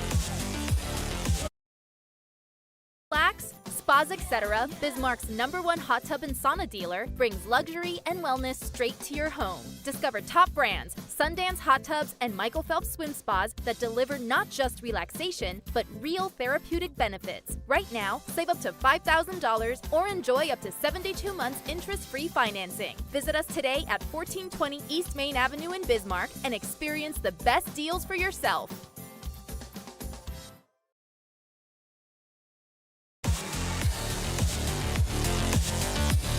Well, our good friend Melissa Spelchin dropped some treats off for us here today. What do we got there, Dallas? It looks like some Iron Horse. Shout out to Iron Horse. We got some Nikki want wingy. Oh, yes. Wingy. Yes, yes, we do, my friend. And there's some other stuff in here too, but Spelch, she's all time. She's on the crew for volleyball. I really like her. Very good mental health coach as well, and just a fun person to be around. I really like her. Well, Spelch, thank you so much for the delivery here tonight. How are we going to get through the next 11 minutes without diving into those wings, by the way? I don't know. We got people. We might have to worry about them. People looking at us right now, Nick. By the way, we had banana cream pie delivered up last night into the press box after the Minot High hockey game against Devils Lake. And boy, nothing like Shots Crossroads postgame show with some banana cream pie. Shot clock. That was weird. That shouldn't have reset. Ended up resetting on that play. Comes away to Lely Bell. And now Lely's got it here, and Lely's going to bring it across the timeline. Little home cooking, never hurt anybody. But this is, look at Bell, Nick. That's so much. She's improved so much with that outside play inside. That's Bell. She's very, very, very impressed with how she's improved her outside-inside game. Lely's got 4 here in the second half for a total of 17, according to my count, in the ball game. And Minot High's got the lead at 61-43. Minot High trying to improve to 3-0 all time against Minot North in this young rivalry that just started, with Minot North becoming a school and coming on board inside of the WDA. If I'm Minot North, I'm looking for Kinsey Wellstead. I mean, talk about having an outstanding half. 10 points already for Wellstead here. You got to get her the basketball. She's got the hot hand right now. 5'6" sophomore guard Bingaman at the Serve Pro free throw line. Misses on the first. Second one coming here for Bingaman. That one has the friendly roll and it drops in. Got her for 3 in the ball game. 10 on the dot to play here in the second half. If you're just joining us, that is wrong on the screen. There's Lely downtown. Caught it for 3. If you're watching on the PNC Bank scoreboard on the screen, you mind texting Brett Nelson and just letting him know that it is the second half for our viewers at home. Here's Lely on the leak out. Lely underneath the rack, puts it up and in. Lely's starting to come alive here in the second half of basketball. Running the floor so well. And I like this offense where they keep Rude and Fricky in at the same time. Bingaman on the drive. She's going to be fouled on her way to the rack.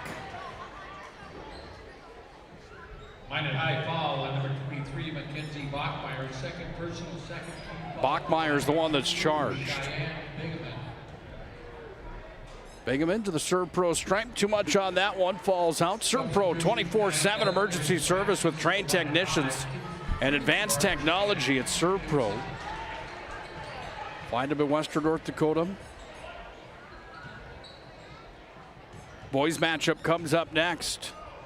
Minot High against Minot North. We'll have the call for you right here on the PSP Network. Lily Bell pulls down the rebound after Bingaman misses the first two. Laskowski's picking her up full court. Lily, little floater, teardrop. Hello, Lily's got two more.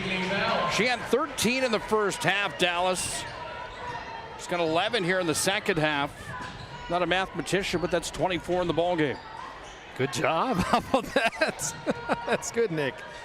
Oh, just a missed opportunity there. And if I'm AJ Root, I'm sure Coach Schwartz is going to mention this to her. Hey, if it's not there, let's just slow down. I mean, we're up 68-44. Slow down. Let's work on our half-court stuff. Get an inside touch to Lily. Maybe Maggie Fricky in the corner. Let's just slow down a little bit here.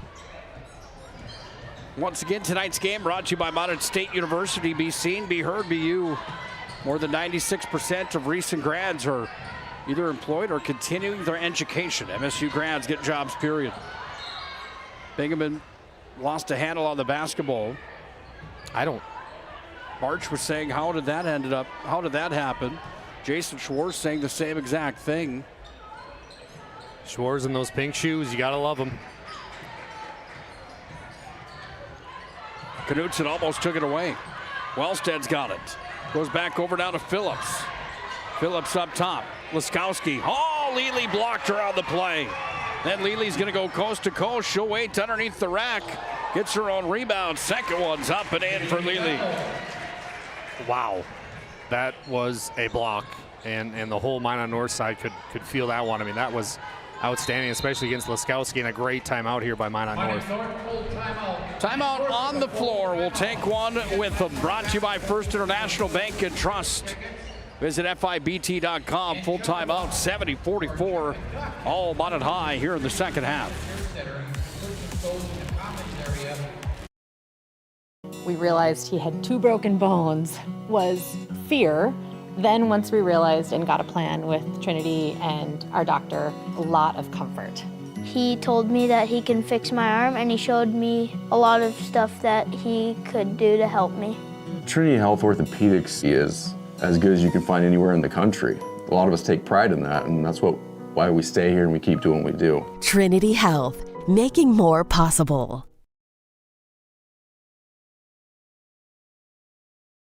On Tracker, we know the most precious memories are those spent together.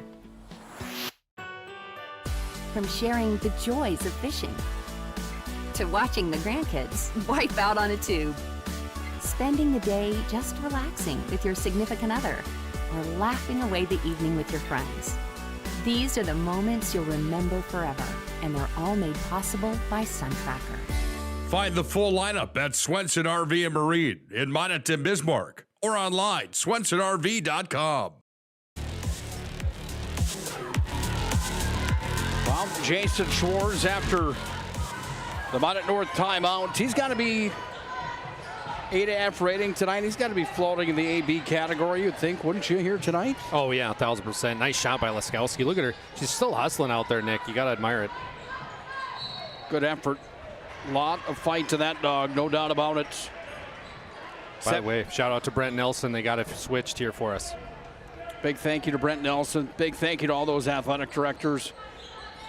Always rolling out the red carpet for us at PSP Network, and we can't thank them enough for their continued partnership and promoting local athletes in our great state. Those athletic directors, that's not an easy job, let me tell you. How about that little fadeaway?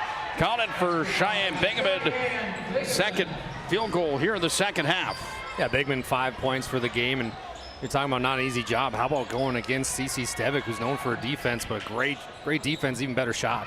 Lily Bell kicks it out. Stevic open three-land, no. Rebound, Fricky inside. Fricky hounded, waits, puts it up and in. Maggie's got 2 more in her first 2 of the second half.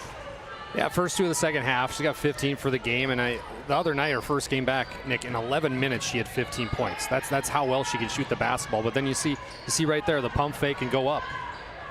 Skowski trying to stay away from the big reach of Lily Bell. Now Lily's going to end up with the basketball. Her and Fricky run the floor. Lily to Fricky, puts it off the glass and in. It's like Joe Montana to Jerry Rice. I mean, it's just fantastic basketball.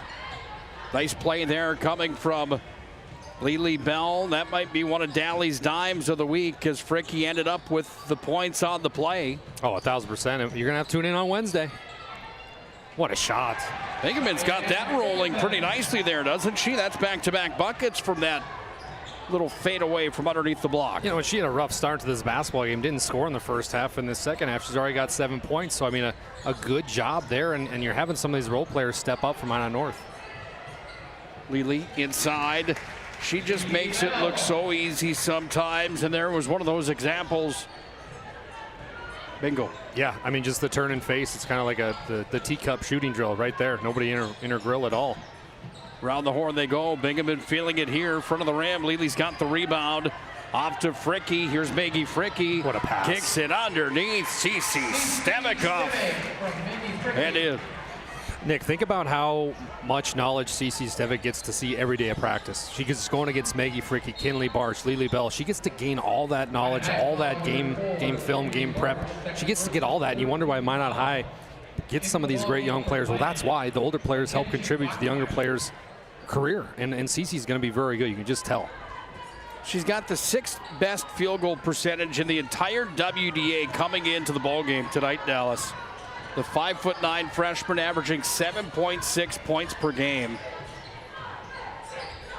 And a force to reckon with here in the WDA for the next 3 years. Yeah, you have to think that, like you mentioned, those intangibles like that and that experience is so, you can't put a price tag on it. Lily throws it out. Coast to coast. I mean, look at that right there. Left hand. Point proven with Cece Stevick. How about that left hand off the glass? It is. Yeah. Not a lot of freshman boys can shoot a left-hand layup these days. Step back, jump shot. Hello. Wellstad's got another three-pointer. Kinsey's impressive from the outside. 3 3-pointers here in the second half. She's got 13 in the second half alone. She's got 19 in the ballgame. That was Phillips instead that put it off the window and in. Cambry's first points in the second half come with 4.5 minutes left.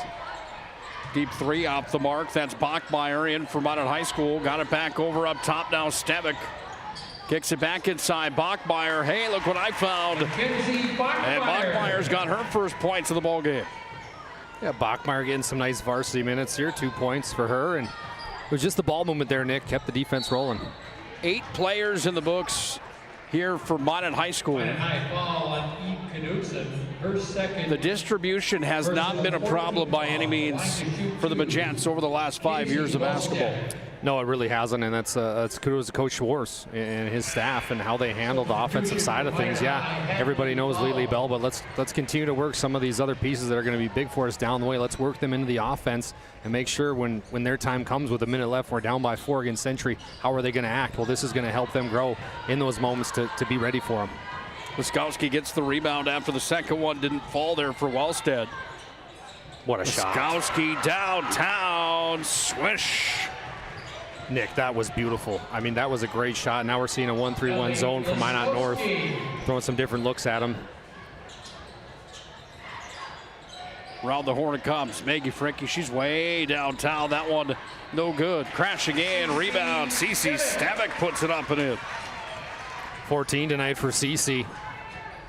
Getting close to that career high. Minot High's on the run right now, 84-57. They've got the lead. Laskowski down to the baseline. Then Laskowski batted it away there for Maggie Fricky. And that's just Ellie getting a little frustrated. She feels she got bumped on the way towards the rim there, and see a little frustration come out there for Ellie. But like we said, I mean, this is her coming back into the game of basketball, and just like we said with Maggie, it's tough to come back from some of those injuries and catch yourself. Get yourself back into the rhythm of the game, and not only that, but try to get yourself into game shape. Maggie Fricky, step through move. Oh, that might be on the docket for our move of the game tonight. She had to snake her way through, puts it up off the glass and in. How about this play on the other end?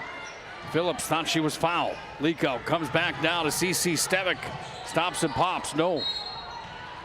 Getting some help from Bachmeyer there, but Bachmeyer went over the back. That will be a foul on the play. I think they got Stevick for that. And here, Nick, here checks in a player for the Majettes, Harper Broderick, and she got a lot of time against Jamestown in the first half specifically and played pretty well. So a player to watch here for the Majets that could contribute down the way. Oh, Paulus.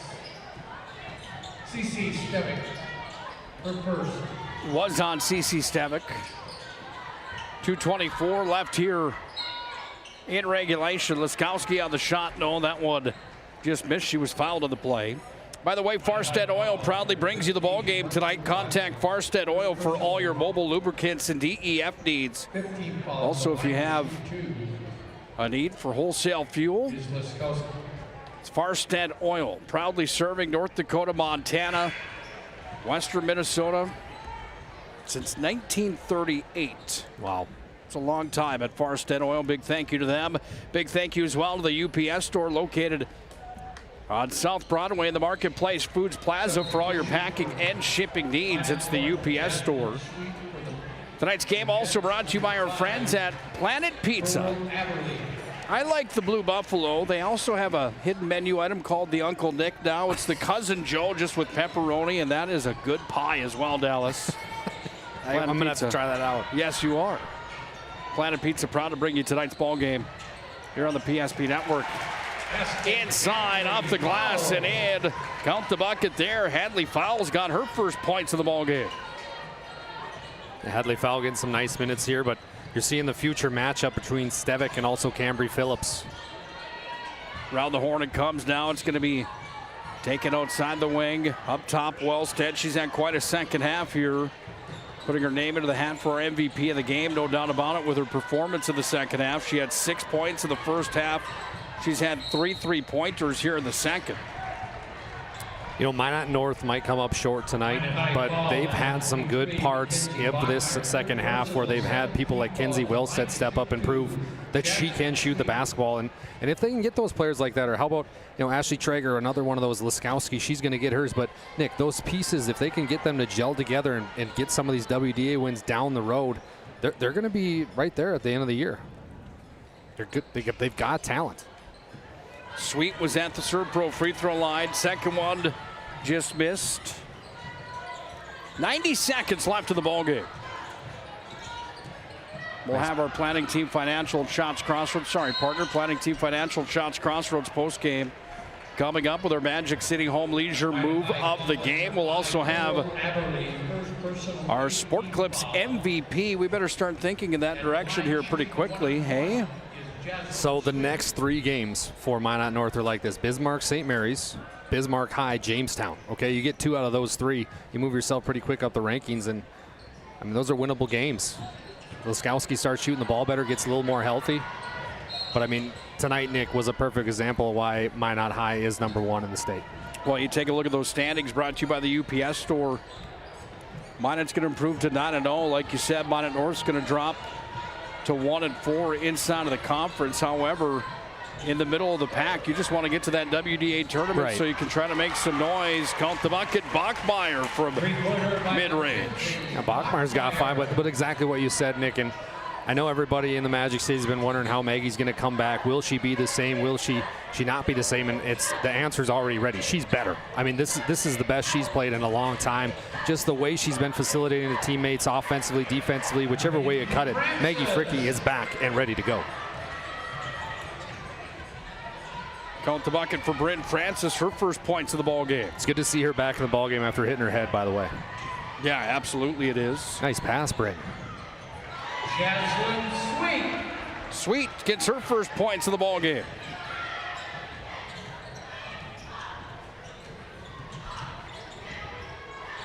Stevick off the mark. All right, kids, get ready to count them down. We're at 15 seconds to play here in the ball game. Minot High will improve to a record of 9-0. Minot North again is going to fall to 3-5. 1-4 in the conference. Minot High will improve to 5-0 inside of conference play. And we've got ourselves a final here tonight where 91-63 is our final score. We'll be back with our Planning Team Financial at Shots Crossroads postgame show. That happens next here on the PSP Network.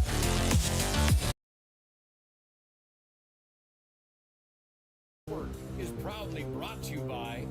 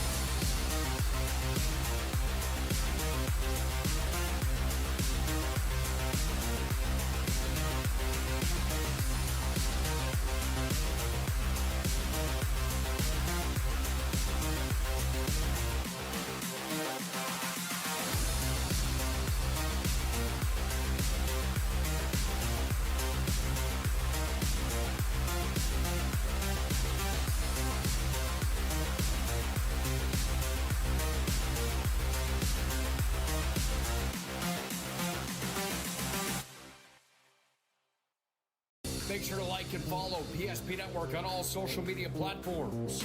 PSP Network, it's game day.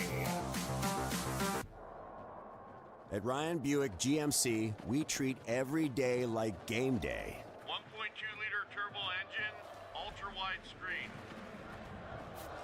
1.2-liter turbo engine, ultra-wide screen, on 2. Ready? Break. We know how to get you in the right vehicle. Blue Canyons, and hut, hut. From the test drive to the handoff, we make every step easy.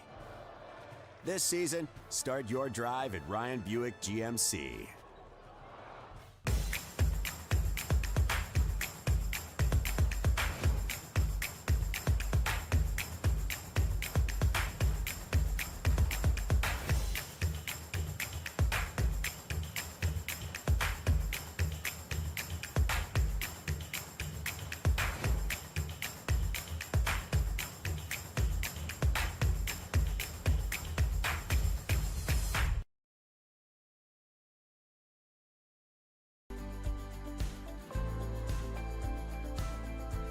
At Planning Team Financial Advisors, we help individuals create their personalized strategies.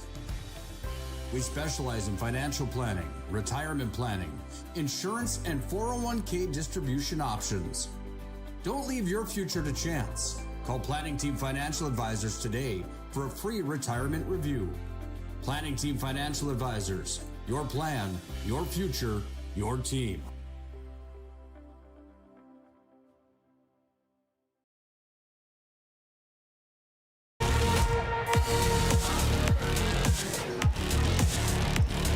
Minot High School dominating performance against crosstown rival Minot North tonight. Final score 91-63. It's our Planning Team Financial Shots Crossroads postgame show. Planning Team Financial, whether you're looking for a full service financial plan or planning for farm or business succession, Planning Team can help you every step of the way. And Shots Crossroads, home of the famous number 99, where team buses are always welcome. It's Shots Crossroads bringing you tonight's post-game wrap-up here on the PSP Network. We're going to turn and burn in it too, my friends, because we're getting set for the boys' matchup. They get warmed up right now on the floor just ahead of tonight's showdown. Nick Homer, Dallas Hansen on the call. Dallas, let's just jump right into the numbers of this ball game as we watch back. The highlights brought to you by Ryan Family Dealerships. DriveRyan.com, where you can browse their massive inventory. Individual stat lines for both teams, if you don't mind, my friend. Yeah, let's start off with Minot North. Cambry Phillips finished up with 10 points. Jaslyn Sweet had 2. How about Kinsey Wellstead? 19 points for the game. A lot of those coming in the second half. Bryn Francis finished with 2 points. And then Bingman had 7, but it was Ellie Laskowski led all scorers for Minot North. 24 points for Minot High, who improves to 9-0. AJ Rue, 2 points. Maggie Fricky had 19. That's right, 19, a season high for Maggie Fricky. Eve Knutson had a nice game, 5 points. A lot of great defense. Finley Barch had 14. Hadley Fowle had 2. Cece Stevick had 14. Leah Dockin had 2. Kenzie Bachmeyer had 5, but it was Lily Bell who led all scorers with 28 points and 4 blocks and a bunch of assists. Lily Bell was fantastic tonight. Nick's helping us get ready here for our Sports Clips MVP of the game. We're gearing up for that. Thank you all for joining us here on PSP Network. Our coverage of the battle for the Magic City here. Minot High versus Minot North. Nick, you ready, my friend? Yeah, did you get it taken care of, my friend? Oh yeah, we're ready. Not exactly easy to hear in here right now with that band playing, but I love it. Nothing like it. Time for MVP of the game. She joins us right now. CC Stevick had a night here tonight. First things first, what's that rivalry like with Minot North and Minot High School? Is there any fierceness to it in your mind at all? Not really, but it's always good to beat our crosstown rivals. Yeah, you got it done here tonight with Lily Bell and Maggie Fricky. Anytime that you have those two ladies in your lineup, we talked about it tonight that for you as a youngster coming through, what's it like having that leadership of those two ladies that have been all state for the past few years? It's great to have them. They're just such leaders on the court. They help you every way. It's just good to have them. CZ, we saw you come off the bench a little bit, but now you're becoming a starter. How does that make you feel, and how has Coach Schwarz kind of made you into a starter? And again, how does that make you feel, though, as a young player? He always just pushes me to be my best. It was a little nerve-wracking at first, but then just like with the comfort of my team and just the support, it was just really easy to fit right in. One part of your game that I really admire is the way you get out and run, and that's been a big thing for the Midgets as of late. Is that kind of one of your favorite things to do, is just lead the fast break, call? You're kind of like the Randy Moss, if you will, of the Midgets, just calling for the fade route here. Yeah, Shores always tells me to use my speed to the best of my ability, and I think I do it pretty well. Nice job here tonight. We need to get a photo of you before you head back down and before we get set for this boys game here this evening. That's Cece Stemek, our MVP of the game here tonight. Dallas will take care of those final details there. We'll take one more break coming up here in just a moment on our Planning Team Financial and Shots Crossroads postgame show. Planning Team Financial and Shots Crossroads. Whether you're looking for a full-service financial plan or planning for farm or business succession, Planning Team can help you every step of the way. And Shots Crossroads, home to the famous number 99, where team buses are always welcome at Shots Crossroads, bringing you the post game here this evening. Time for our Move of the Game tonight, Dallas. Move of the Game brought to you by our friends at Magic City Home Leisure. Magic City Home Leisure, located on South Broadway in the Magic City. If you're on the fence about a spa, sauna, hot tub, maybe a billiards table, I'm telling you, make the dip right now. You're going to be happy that you did. Without further ado, our Move of the Game here tonight. There's a million different highlights that we could have went with. In my mind, this was just one of those situations where, for me, it's my first game call back where we've got to see Lily and Maggie play, and that connection to what these two young ladies have to offer could be a Move of the Game every single night when they have the communication and delivery like they do. Well, it's one of the best 1-2 punches the state has ever seen, specifically in the WDA. It's Bell to Maggie Fricky. It never gets old, Nick, and specifically when Maggie's done that before, she's kind of faded out to the three-point line. She's a great three-point shooter, but there's a better percentage for her to hit those layups, and those are going to come, and it's just a welcome sign. Magic City Home Leisure brings you the Move of the Game. Time to flip on over in the cockpits. The boys will take the center stage. They're on the court getting set and ready for this WDA showdown that comes up next. Let's put a cap on the Planning Team Financial at Shots Crossroads postgame show. Let's turn our attention to the Valvoline Instant Oil Change pregame show. It starts right now on the PSP Network. Is proudly brought to you by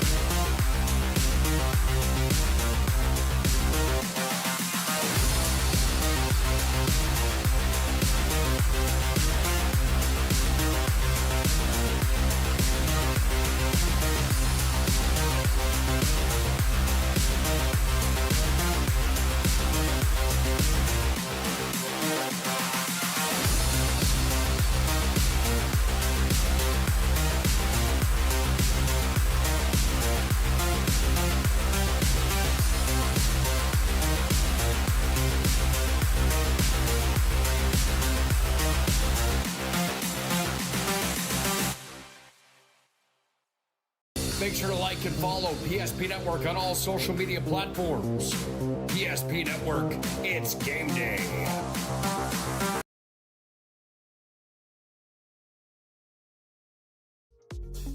Why have so many people made Dakota Square Arco their favorite convenience store? It could be the quality of the Arco fuel, the great selection of snacks, drinks, and convenience items, the amazing touchless car wash, including their monthly car wash club, the clean restrooms, or the free air. Most of all, it's the warm, friendly customer service. See for yourself at Dakota Square Arco, 1520 24th Avenue Southwest in Minot. If you're in the Minot area and looking for a rental, start here. I just moved and had no idea where to begin, but then I found Creative Property Management. They've got the most listings in town, apartments, townhomes, even single-family homes. They made it easy, helped me find a place that felt like home, and their 24/7 maintenance means no stress. Whether you're new to the area or just ready for a change, book a tour with CPM today.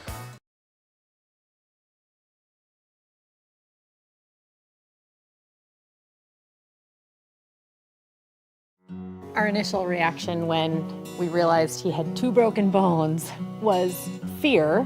Then once we realized and got a plan with Trinity and our doctor, a lot of comfort.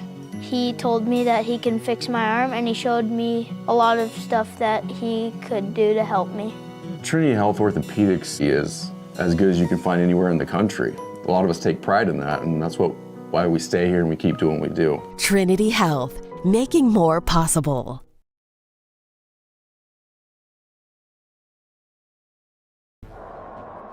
At Ryan Buick GMC, we treat every day like game day. 1.2-liter turbo engine, ultra-wide screen.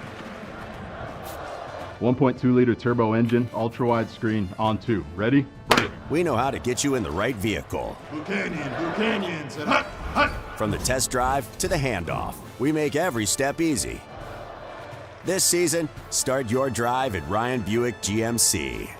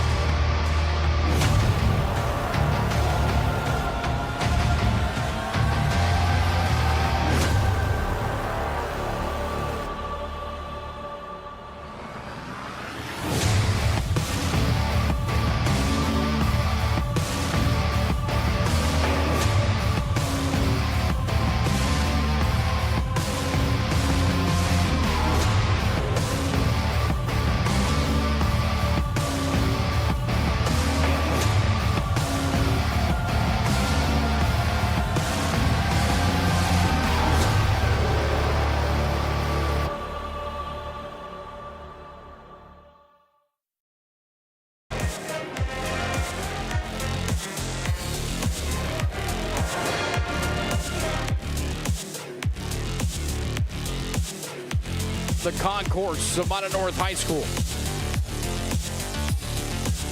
The Sentinel emblem blowing out of the wall. This place is fantastic. Something special about being on top of North Hill and Minot being at a high school. Something special about being at a high school basketball matchup where the legendary Minot High Magicians take on a rival that is from the same city. Tonight, that's exactly what we have. It's Minot North and Minot High. Brought to you by Minot State University tonight and the 16th Street Rivalry, the 16th Street Showdown, brought to you by MSU. Minot High's 5-2. Minot North is 0-7. This is our Valvoline Instant Oil Change pregame show. Valvoline Instant Oil Change. Locations in Minot and Bismarck. It's a quick 15-minute drive-through oil change. You can't beat it at Valvoline. I'm Nick Holberg, joined tonight by Dallas Hanson here on the PSP Network. Dallas, let's just address the elephant in the room right out of the gate here tonight. 0-7 Minot North. They're struggling, my friend, and struggling in a bad way. They only had 4 points against Century at half just the other night. When you look at what you're up against tonight against a good Minot High team at 5-2, how do you approach not only tonight, but a year where things just don't seem to be going your way and the bad luck seems to keep falling down the hill? Well, the amount of experience, the amount of playing time that some of these younger players are going to get is going to help Minot North a ton in the future. And you got to look at a kid that I fell in love with during football season. He was the quarterback, and now he's kind of the true point guard of the team. It's Braden Blickery. averages 14.5 points per game. He's been shooting 38% from the field. He has 35 rebounds as well. So Blickery, a kid that they're going to have to rely on a lot tonight. But Nick, to your point, it's been rough for Minot North, but they are also out a lot of great players. A couple of them didn't go out. Josiah Jacquinette's out for a couple weeks here, but that's a lot of talent that you don't have on the roster anymore for the time being, and you're just going to have to bear down. And this, you got to remind yourself, this is the battle for the Magic City. There's something special in the gym tonight. Let's be honest, we're in a pretty much sellout crowd here as well. They're going to have to rise up to the occasion. They're going to have to show the Magicians early that they came to play. Yeah, they certainly will. Let's take a look at the standings inside of the WDA, brought to you by the UPS Store. It's the UPS Store, located on South Broadway in the Minot Marketplace Foods Plaza. WDA standings look like this: Century, Bismarck, Mandan, Dickinson. Those are the teams right now that are at the top of the ladder. Well, Minot High saying, what about us? We're 3-1 as well, tied for third right now. It's a log jam. Century and Bismarck High are the two teams that really are maybe that top tier is what they're showing early on in this campaign. However, after that, you've got teams like Dickinson, who's a pick of mine to be at the state tournament when it's all said and done this year. That means that if Century, Bismarck, and Dickinson are in Nick Holbrook's book for going to be at the state tournament, that means there's only one more spot available, and you've got teams in this conversation like Mandan, Minot Legacy, St. Mary's, Jamestown, Williston, then Minot North as they fall and stack right now. This is a big game here tonight. Bigger for Minot High at this point of the year than it is for the Sentinels from Minot North, coming in at 0-7 overall and 0-4, but nevertheless in their own right, big for both sides this evening. No, it really is, Nick. And to go back to your original point about how tough this West is, you know, Coach Matter for Century, one of the best coaches in my book that's been in North Dakota. I said to him last year, I made a huge mistake when I was interviewing him. I said, man, the West and the WDA is tight. He goes, Dallas, it's always tight. And he's right. It's always tight in the West, but this year Century, obviously. But Bismarck High is not, in my book, too far behind Century. They're putting something nice together, Wilhelm and the boys. And then, Nick, how about, like you said, that 3-7 area? St. Mary's, we got to see them on PSP play Minot High. They played them tough. They got Ty Terry, who's a phenomenal player. And like you said, Legacy's got some nice pieces. Dickinson as well. Dickinson High and Boston Cranston, Cameron Wolf. I mean, some of those pieces, but if you're head coach Jeremy Brandt, we had the pleasure of talking to him on Wednesday for PSP Primetime. He said, listen, I tell my kids this, even when I was coaching back in Beulah, you have got to be ready for a tough ball game, specifically on the road. I don't care who we're playing. I don't care what the record is. You cannot think you're going to walk in here and just beat the heck out of this team just because you're Minot High, okay? They don't care who you are. They're Minot North. They want to come in. They want to beat you as well. They don't know that they're 0-7. They're going to play fearless tonight, and Minot High has got to come out, not be cocky, just play that hard, tough nose, bring your work pail to lunch type mentality and try to get them out the gates. Try to go up by 25 in the first half like Century did. I see you brought your work pail, your lunch pail to work here tonight, my friend. Thanks for those chicken wings, by the way. Real quick, out east in the EDC, Horace, Davies are the top two right now according to the standings. West Fargo, Red River, and Shanley in the top 5. How does the media see these teams across AA basketball? Well, AE Construction Management delivers our media poll tonight. Century and Bismarck are the top 2 teams in the state. Then Horace and Davies, 3 and 4, followed by Dickinson inside the top 5. Mandan, Legacy, and St. Mary's are all receiving votes right now inside of North Dakota AA high school basketball. There's some players to watch here tonight. Yeah. One of them's on the floor in this ball game. How about Oakley Trueblood? The young man, the junior, the giant, 6'9". He's averaging 21.2 per night for Minot High School. More impressively than the inside game is probably the shooting ability for the big man. Yeah, he's a true stretch forward, and what I mean by that is he can stretch the floor so well. He can bang with the best of them down block to block, but then he can step outside, and he's got a beautiful stroke when it comes to the 3-ball. Number 4 inside of the WDA and 3-pointers on the season for Oakley Trueblood. We'll see him here tonight for Minot High. Boston Cranston in action tonight against Mandan. That game on the PSP Network. We've also got Gibson Kinnebrew on the PSP Network tonight against Jonathan Rubidou from Legacy. Talk about some marquee matchups. The AA top scorers brought to you by Bones Barbecue Sauce. True North Dakota original. Find it at your local grocer. It's Bones Barbecue Sauce. The players to watch for tonight. in this game. Patrick Shanahan from Minot High, 8 3-pointers on the year. Dallas coming in 16 points per game. He had 15 points against Jamestown. He had 24 against Williston. Heating up just a bit to Shanahan. He was our MVP just the other night. What do you like about this young man? Well, I like the way he shoots the basketball. He's a lefty, but he also is shooting 42% from the field goal line. And Nick, he's one of those kids where he always feels like he's running downhill. He's got such a quick first step and so much power. And the way he finesses his way towards the rim is something to write home about.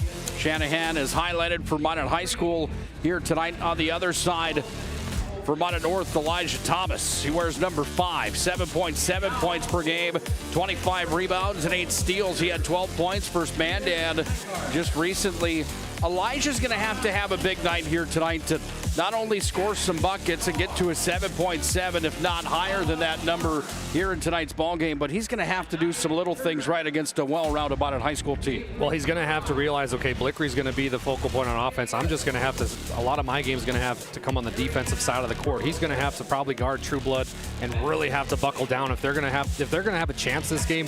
True Blood's going to have to be in that 12 to 17 points when this is all wrapped up for the game. So Elijah's got to play with that mentality like Gary Payton used to in the NBA. I'm going to play defense first and let everybody else do the scoring. He can play. He's got the dribble drive when he wants to use it. Let's see him do it here tonight. One more graphic to show you here on the evening, and this is the standings inside of boys high school basketball in the WDA based off of points per game coming into the showdown here tonight. This graphic really tells the tale of the tape here in the WDA. Century has outscored their opponents by 165 on the year. Bismarck's not far behind them at 161. Keep in mind, we're only 8 games in. I mean, the Demons and the Patriots are putting up 109. Dickinson not far off of that, 116. Minot High has outscored their opponents 80 to 75 on average, a plus 24 ratio. You got to go to the bottom of the barrel to see Minot North and Drew Hischland. It's a nightmare right now for Coach Hischland. 54 points on average per night compared to the 85 they're giving up. They've been outscored by 190 on the season. Compete, compete, compete tonight. That's the bottom line. They just have to give an effort here in this ball game, in my mind. One of the greatest things a coach ever told me was, Dallas, it's easy to play when you're winning, but you find out your true character when you're losing and what kind of basketball player you want to be. Tonight, Minot North is going to have that opportunity. What do you want to be? What do you want this program to be? Go out there and prove it. Time for our keys to the game. How do they prove it tonight? It's got to be effort, and it's got to be, we saw in the girls game, you cannot give up so many offensive rebounds for Minot High. If they miss a few of these jumpers, they get that second chance opportunity. So effort, rebounding, and get out and run with them. You don't have to stop. You just got to go. You got to go. You're not can't rely on your jumpers all the time. Try to get some inside layups going. Size for Minot High School. They do. They outsize pretty much everybody here from Minot North, and I'm talking to the Oak man. I'm talking to Oakley True Blood. Oakley, you want to cement a legacy starter, do it tonight. Do it in this game. Put Minot North out early and often, and do that by having, let's say, 20 points in the first half. It gets Patrick Shanahan going. Do the little things. But here's a kid that everybody forgets about, and it's Drew Jordan, number 1. Size to him. This kid's got the size of a lion's heart. He is so fun to watch defensively, and the offense is starting to come into rhythm. I talk to the Minot High coaching staff often, and they say this kid, since we've been watching him in JV, we've known he's going to be great in varsity. Drew Jordan, the 6'4" junior, number 1 in my book, number 1 on his jersey as well. Very fun player to watch. Northern Plains Heating and Air brought you the keys to the game here tonight. Northern choice to seal your heating and air game. The Northern Plains Heating and Air. Minot High is in maroon with Vegas gold trim. The navy trim on the white jerseys for Minot North. It's the Battle of 16th Street in the Magic City, brought to you by Minot State University. Nick Holberg, Dallas Hansen on the call. Partner, it is time. It's getting a little hostile in here. I like it. Underway we go as Minot High wins the opening tap tonight. And we are underway for WDA basketball. First foul of the ball game, Elijah Thomas is going to be rung up with his first personal. The refs are going to try to get a hold of this game early and often and try to keep it under wraps a little bit. But right away you see the great man-to-man defense right in your grill for Minot North.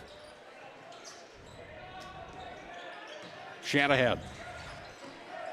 Got it here, worked it back away from Archer. Long 3, swoosh! Drew Jordan opens up the scoring with a bang. The Northern Plains here, keys of the game, are heating up as well. Drew Jordan, you see his greatness there.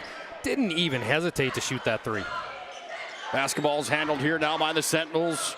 Up top with it, this is TJ Helmstead. Got it over to Blickery. Now Thomas with it. Thomas steps back, one-on-one here against Shanahan. Up top came Vigestead on the help. It's taken away here by the Magi. The Magi run it down. This is Archer. He waits, stops it, pops, and Thomas is going to be rung up with his second foul here in a quick hurry, not even a minute in. Yeah, he's going to have to take a seat on the bench, and that's unfortunate because his bench is already not the strongest, so he's going to have to go to it. But how about let's talk a little bit about Taven Archer, the 6'2" senior, was the only guy back for the Magi that had some varsity minutes, and Taven's done a good job in this leadership role. 9.4 points per game for Archer. 77% from the Serve Pro free throw line. However, he misses on the first tonight, 51 seconds in. They're going to bring in Kayshawn Taylor from Minot North.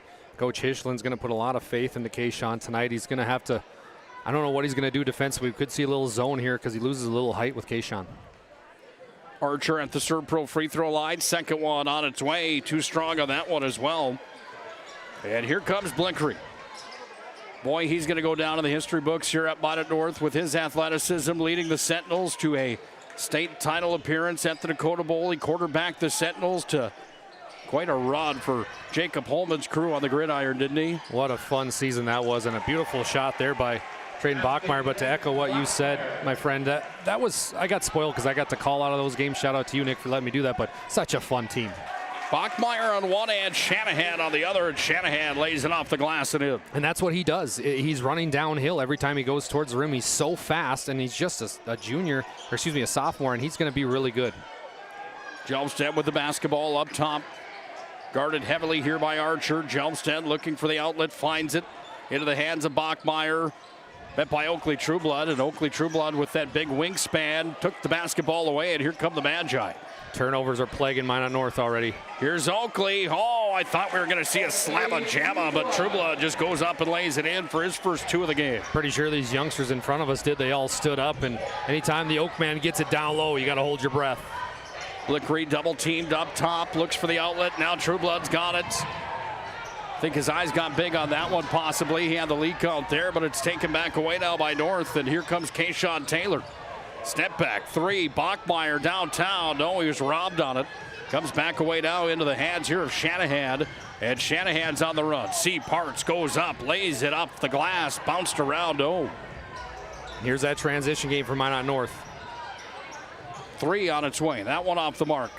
Trueblood after the basketball. Oakley ends up on the ground. Bachmeyer ends up with it. Bachmeyer puts it up and in. 4 points already for Bachmeyer, Nick, and he's been block to block, and he's keeping them alive by the second chance opportunities. Look at him. He's pumped up, yelling, let's go. Trueblood works inside. Oh, a little step through. Oakley's got two. It's so fun to watch, and he makes it look so easy, but Oakley does that because he puts in so much time in the summer. We had him on prime time. Bryce Gutnick, Dallas Hansen had a nice conversation with the big man from Minot High. Deep three on its way. Blickery just off the mark. Comes back down to Gunville. That was forced. You got to work the basketball here a little bit. You don't want those one pass possessions. You want to try to get it down to 10 seconds in the shot clock. Might not work defensively. How about Archer, razzle, dazzle. 2 points for 21 and Maroon. Taven's really improved that part of his game. Last year he was playing with some of those older players, and he just was kind of shy. Now you see that shyness go away, and he's very aggressive. Bachmeyer into the paint, triple team, kicks it outside. Little floater off the glass, count it. That's what I'm talking about. Get a few ball reversals, get yourself into the key, and Helmstead does a good job there making himself available. Averages about 4 per night. I'm sorry, TJ gets 8.7 per night. Give him the credit where credit's due. Number 11, Brayden Blickery. First personal 13 foul, 4 Minot High. Number 30, Brody Johnson. And number Blickery got called for the foul there. That's one guy, Nick, you cannot have getting foul troubles. Blickery, if he gets in foul trouble, he's got to take a seat on the bench. This is going to be a very big uphill battle for Minot North. Already a bigger one than it is. Gave me the hand signal up here. I thought you were asking if I wanted more of those chicken wings. That's at halftime. Just remember, I'm a hockey guy. I don't know what those hand signals mean. Down to the baseline, I know what Ludwig's doing. He's finding the open man up top. It's Drew Jordan. Oh, this is a way downtown shot. Coach Brandt's not happy. you know, he was telling me before the game and a few other folks around me, he's like, we got to take care of business early and often. And then right now, those kind of possessions where you put up a deep three, Drew Jordan, I know you hit one early on, but you got to get a few ball reversals. You got to get this thing going offensively. Don't let Minot North hang around. Jeremy Brandt in his first year as the head man of Minot High School. He's got some big shoes to fill after Dean Winchesky and Gene Manson, the last two at Minot High. Ooh. It's going to be a blocking foul right there at midcourt on Kayshawn Taylor. And now you see Brandt saying, all right, I know I got a young group, but he's saying, hey, guys, let's go. He's clapping, putting them forward, and that's what he does so well. He's done it since he won a state championship in Beulah. He might be the first guy to yell at you, but he will also be the first guy to say, pat you on the back, good job, let's keep flowing. That's what makes him such a great coach. He was on at the PSP offices on Wednesday night. We had a great talk with him, not only on prime time, but after the fact as well. He hung around. We got to know him quite a bit out there. And, you know, when you lose a guy like Dean Winchesky in the program, who will go down as one of my favorite coaches of all time, he's on the Mount Rushmore in my mind for coaches inside of North Dakota. How about that step-through move? Count it there. Drayton Bachmeyer, how are you tonight? 6 points for Bachmeyer. And like you said, that the footwork by 14 is amazing. But you're exactly right, Nick. Dean is one of the best we've seen in the state. And the way Dean handles himself and the way that he's brought state championships wherever he's coached, whether it was Dickinson, Minot, he brought them. And that's what counts. And we talk about great players. Derek Doucette, you ask him who a father figure was to him, he's going to tell you Dean Winchesky. And then that's all you need to know. The breath of fresh air that it was talking with Jeremy Brandt after getting to know him and knowing the pedigree and resume that he brought to Minot High School. We knew that he obviously knows his stuff on the hardwood, but just a great guy and a great conversation with him on a personal level on the other nights. How about that play? Josh Myers goes up. He's got his first 2 points of the ball game. Yeah, JMJ get involved in the offense, and all of a sudden it's a 1-point game. And we were talking about in our Valvoline Oil Change pregame show how Minot North, yeah, you got to throw out those scores that have happened in the past. This is them at home against their arch rival. They're going to come out balling, and that's what they're doing. We've got ourselves a tied game, 11-11 on the BNC Bank scoreboard. Josh Myers, the old-fashioned three-point play. Now Gunville from downtown, no. Ball comes back away here to the Sentinels. Again, that's a one-pass possession for Minot High. Blickery kicked it out. This is a deep three. North looking for their first lead of the game. Off the mark from the big man outside, Jelmstead. And this is where you look for your leader like Taven Archer to slow things down, get a few ball reversals, let's work it. All the way up to the Sentinel stamp at midcourt. Now Trueblood's got it here. Trueblood off to his right. Takes a look around the horn. Delivers over here to the near side. Johnson off the glass and in. Brody Johnson's got his first 2 points of the ball game. He's been a nice piece coming off the bench for Coach Brandt. Brody Johnson, you see that using the baseline to his advantage. Blickery. Bachmeyer.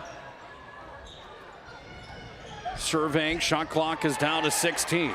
Blickery open for three. You betcha. And you saw the whole Minot High coach staff say, hey, don't leave him, don't leave him. He's their best player. His miscommunication on defense. First lead of the night for the Sentinels, 14-13. They're going to get the ball back here, but there is a foul on the play. It's going to be on Josh Myers.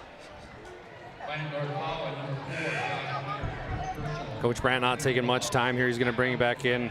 Drew Jordan and Patrick Shanahan. I don't blame him. Two of his better players, and it's going to be a welcome sign for Oakley Trueblood and Gunville. 11:27 to play here in the opening half. 14-13, North on top.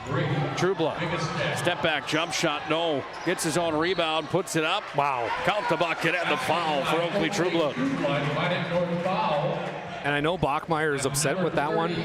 He thought it was a charge, but he was real close to that arc, and if you're inside that arc, they're not going to call a charge. And Trueblood faded away as well, but how about Oakland, man, just going in after those offensive rebounds, not giving up.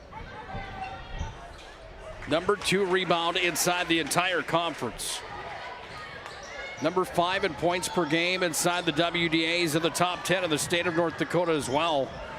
Oh, he's got a block on that play as Trueblood got the arms in the way. Now we go back the other way. Stop and pop. I think I might have been able to score that one. Patrick Shanahan's got 4. Well, let's not get ahead of ourselves here, Nick. Just kidding.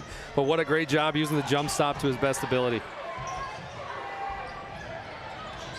You don't think I could have got down there? I know you've been going to the gym, you've been working on your fitness. I'll give that one to you. Well, I would have already been down there. I wouldn't have run the floor like that by any stretch of the imagination. Outside for three. This one off the mark. No. Gunville rebound.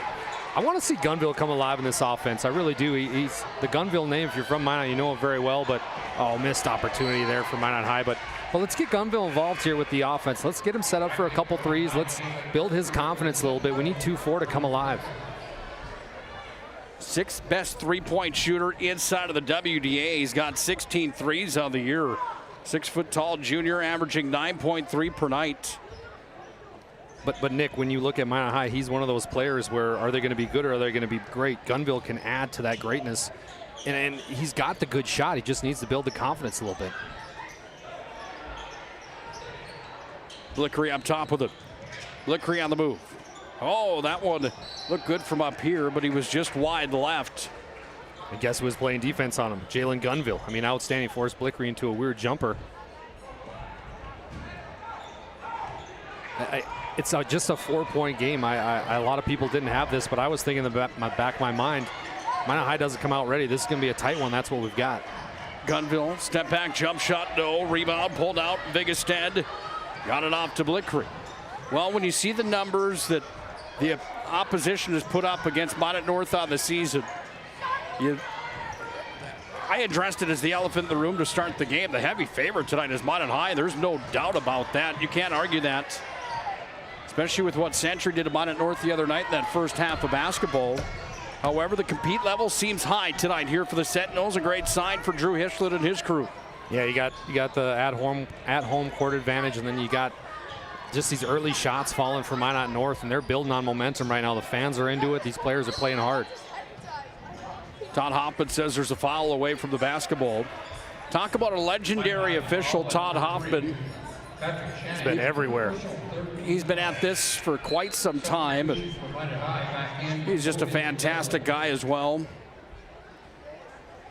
Legendary ref at our great state of North Dakota.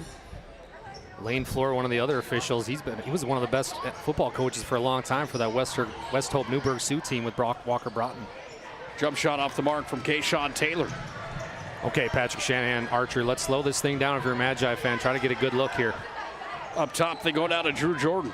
He's averaging 17 points per game right now, Dallas. 15 three-pointers for Jordan. He can drive the lane. He is just off the mark on that play, however. He's going to end up at the ServPro free throw line. ServPro with 24/7 emergency service, trained technician, and advanced technology at ServPro.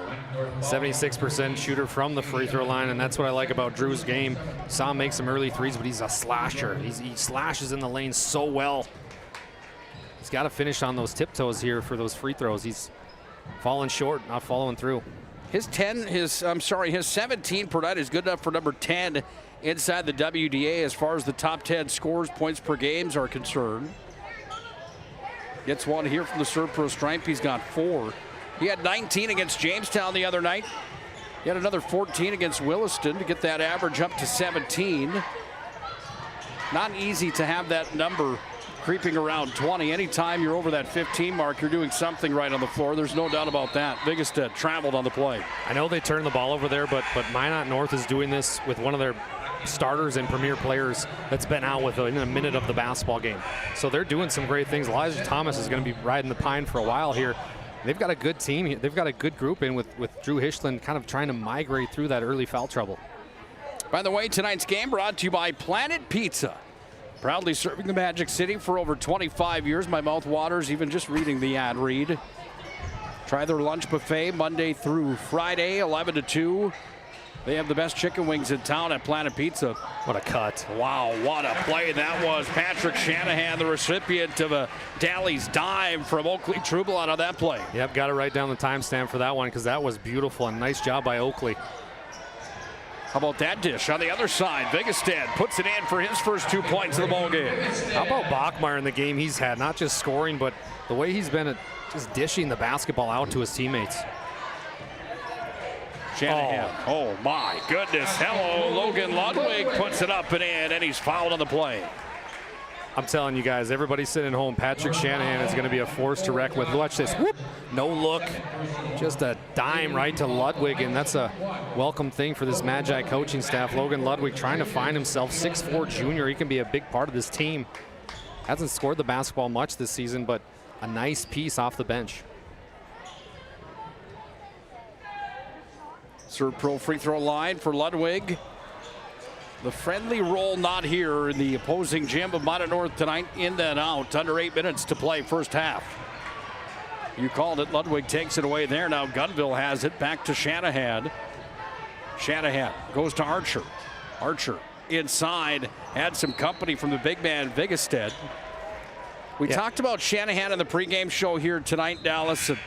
This young man, the 6'2" sophomore guard, anytime you come in as a sophomore, you're able to do what he's been able to do.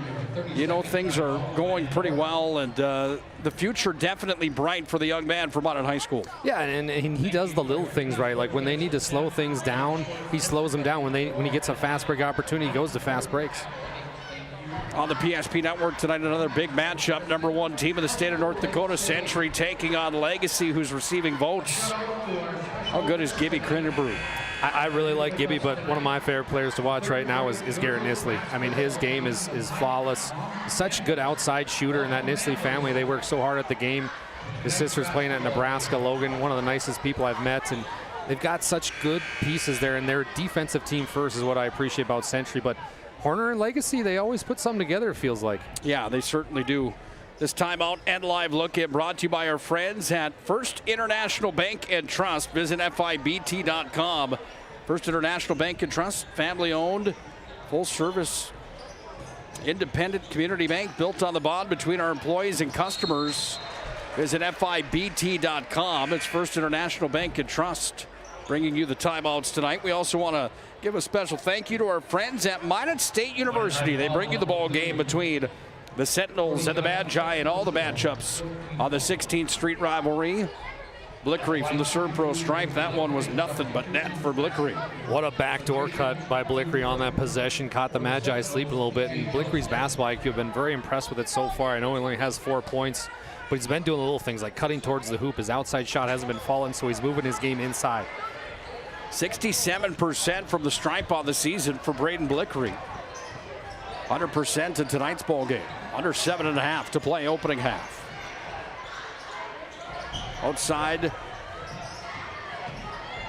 Inside play, back outside. Jordan downtown, no. Rebound, uh-oh, big collision. Ooh. Oh, my goodness, that could have been bad news underneath the rack for Logan Ludwig. He's up and okay, however. Ball comes around the horn now. It's sent up here by Kayshawn Taylor. Got it over to Blickery. Tried to skip past it inside to Vigestead. He did. Now Vigestead works back up. Taylor, step back three on its way. No. Another offensive board coming here from Minot North. Kayshawn downtown. You betcha. He has so much confidence right now. Look at him clapping his hands saying, fellas, let's go. He missed that first shot, Nick. He's got that goldfish memory where he says, I'm just going to count another one. Gunville says, I can do it too. That one goes off the front of the rim. However, there's Archer. Comes back away to Blickery, and now we go the other direction here for Jelmstead. Behind the back. How about this move, Jelmstead? Would have made the highlight reel on that one, but just a bit short. So here's the game inside the game, Nick. It's how the subbing's been done by Minot High, and I've really appreciated it. They're getting Shanahan these quick little breathers. Now they're going to take out Archer, so you kind of guard for guard swap. But then you look at the other side, and it's Drew Hishland saying, okay, you're going to bring in your guard. I'm going to bring in my guard too. So kind of chess game going on inside this also. A teeter-totter affair tonight on the floor of the Sentinels. Drew Jordan takes flight, lays it in for two. That's that defense from Drew. You don't think I could do that at full speed? I don't know. How about that play? Blickery puts it up and in. We know he can at full speed. Blickery adds two more to his resume. He's got 7 in the ball game. And Minot North is back within 2. Now Trueblood kicks it off. How about that play? Drew Jordan from Trueblood. And Oakley Trueblood continues to impress on the assist column. Now Blickery Blocked by True Blood. That was a beautiful block. That I know they're asking for a foul, but there was nothing there. That was just a beautiful block by the Oak man. One of the top prospects in North Dakota, Oakley Trueblood, got it inside. Shanahan, left hand off the glass and in. Minot North needs a timeout. Shanahan's got 8 to the ball game. Minot High's got a 6-point lead. If you remember back to the last time these two teams played each other, it was in the quarterfinals of the WDA tournament 1 year ago. Here's Trueblood right down Broadway, lays it up and in. Oakley's got himself 9 points in the ball game. The defense has really stepped up for Minot High. Look at the hustle here from Trueblood. On the drive. No, that one off the mark from Myers. Now Minot High's got the basketball with 4:30 to play here in this first half. 31-23. They've got the lead on the BNC Bank scoreboard. It's a huge possession for Minot High right now. You get the feeling that the tide is finally starting to turn if you're a Magi fan. BNC.bank. Wow. Bank was open for Drew Jordan. Is that Shanahan or Jordan? It was Shanahan. I'm sorry. Shanahan's got 10 points in the ball game. First International Bank and Trust timeout on the floor. Minot High up by 10.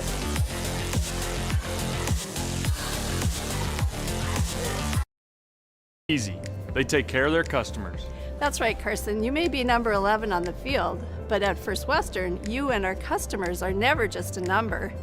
First Western provides the best in customer service. When our customers call with a question, we answer their call personally. Now that's pro-level service. Thanks, Carson. Professional, friendly, full-service banking is what you can count on at First Western. First Western. You can bank on us. Tonight's game on the PSP Network brought to you by our friends at Farstead Oil. Contact Farstead Oil today to find out how their skilled sales team can help you achieve your wholesale fuel, mobile lubricants, and DEF needs. Farstead Oil, proudly serving North Dakota, Montana, Western Minnesota since 1938. It's committed to outstanding customer service and reliability. Obviously, if they've been around that long, they're doing something right with their customers. It's Farstead Oil. We also want to thank our friends at BSN. They create exclusive personalized solutions for North Dakota high school and collegiate programs. From custom equipment, uniforms, and coaches apparel to fanware, branding, and more, they do it all. BSN Sports for 3. Count it. TJ Helmsted's got 5. I was just going to say, where's Helmstead been at? And he answers, but right now for the Magi, it's been the Trueblood and Shanahan show. 18 points thus far between the two. Up top, Oakley Trueblood for 3. No rebound. Pulled down Vigestead. 6'8" sophomore. Vigested's got some size to him as well. Look for an inside touch to Bachmeyer. He's really working his tail off down low. There it is.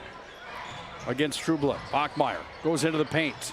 Kicks it out top. Myers. Back to Bachmeyer. On the drive, Jelmstead.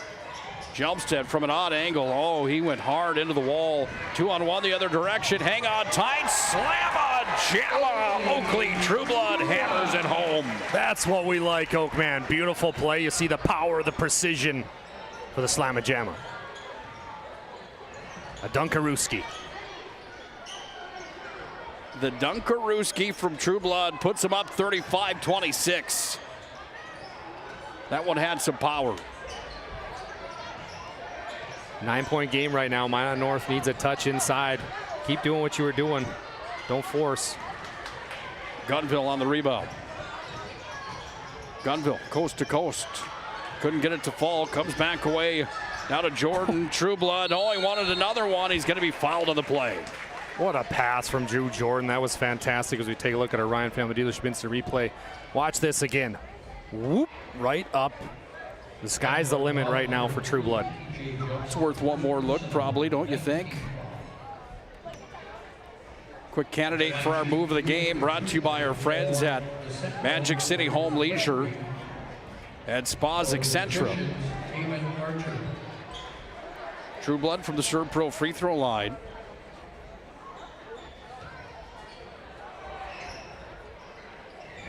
Look at Archer going there after the rebound. No on both for True Blood. Minot High still gets the basketball back. Kicked outside, down to the baseline. Oh, Archer upended there by Vigestead. There's a foul charged on Vigestead. Next up for Minot North after tonight, they've got St. Mary's at St. Mary's, and then the Bismarck Demons come to town. And boy, Bismarck has been putting some points up. Jordan Wilhelm's crew, with that unique offense that he runs, where it's almost like a hockey line change. He brings guys in, substitutes them, sends guys out. They finally have it wheeling and dealing down. I shouldn't say finally. They have it wheeling and dealing down there in Bismarck, where they've got the pieces where Bismarck's one of the favorites to win a state title here in 2026. Well, how about Artie Carlo, one of those nice pieces that Coach Wilhelm has, and also Weston Scott, who's been hurt last few years. It's good to see him healthy, but Bismarck High, the Demons, they're a force right now. Deep three, Blickery on its way. No, Archer pulls it out of there. For Minot High School, the road doesn't get easier from here. Dickinson at home coming up on the 13th, and then they go to Century to take on Coach Mattern and the Century Patriots, #1 ranked team in North Dakota. You got two of the top three inside the WDA up next for Minot High School. Yeah, those are two tough games. I mean, no matter which way, I know we talked about at the top of the broadcast, this WDA is stacked, and it's pretty even in that 1 through 6 spot. Any given night, it could be anybody's game. Here's Blickery. Feet were planted, got the shot off anyhow. Comes away to Archer on the rebound. Then Shanahan, he'll bring it up the floor here for Minot High School with 1:38 left on the BNC Bank scoreboard here in the first half. And, you know, Nick, Shanahan's going to get his shots up. I get that, but it's been his patience that has impressed me tonight. In times where Minot High's got sped up a little bit and the game's gotten a little too fast, Patrick's been the guy that says, okay, fellas, slow down. Let's let the game come to us a little bit. Taking a look at those standings, you see where the teams in the WDA stand right now. Minot in the #5 spot. Century and Dickinson 1 and 3 inside the conference. And then Mandan's up next after that, by the way. So after Minot North tonight, looking at this for Minot High School, you've got Dickinson, Century, Mandan, then Legacy. It's a gauntlet even to get to the WDA tournament. There's no doubt about that. Shanahan from the ServPro free throw line, 1 for 2 on that visit from the ServPro stripe. Elijah Thomas just checks back into the basketball game with 1:30 left in the first half, so he should be very fresh. Working with 2 fouls here in the ball game. They came within the first minute to play in tonight's contest. In the paint, turnaround shot, no. Thomas fighting for the basketball here with True Blood. Ooh, a little extra aggressive there on both sides. You'd have to think that both of these teams wanting a chance to have the bragging rights inside the Magic City each and every year, and each time that these two teams play. It's a new rivalry, but a lot of this is built back in the younger days of the grade school world, working their way up to high school ball. Yeah, it really has, and referees are getting together right now and discussing something. I'd love to be a fly on the wall and listen to what they're hearing. Okay, they're going to reset the shot clock.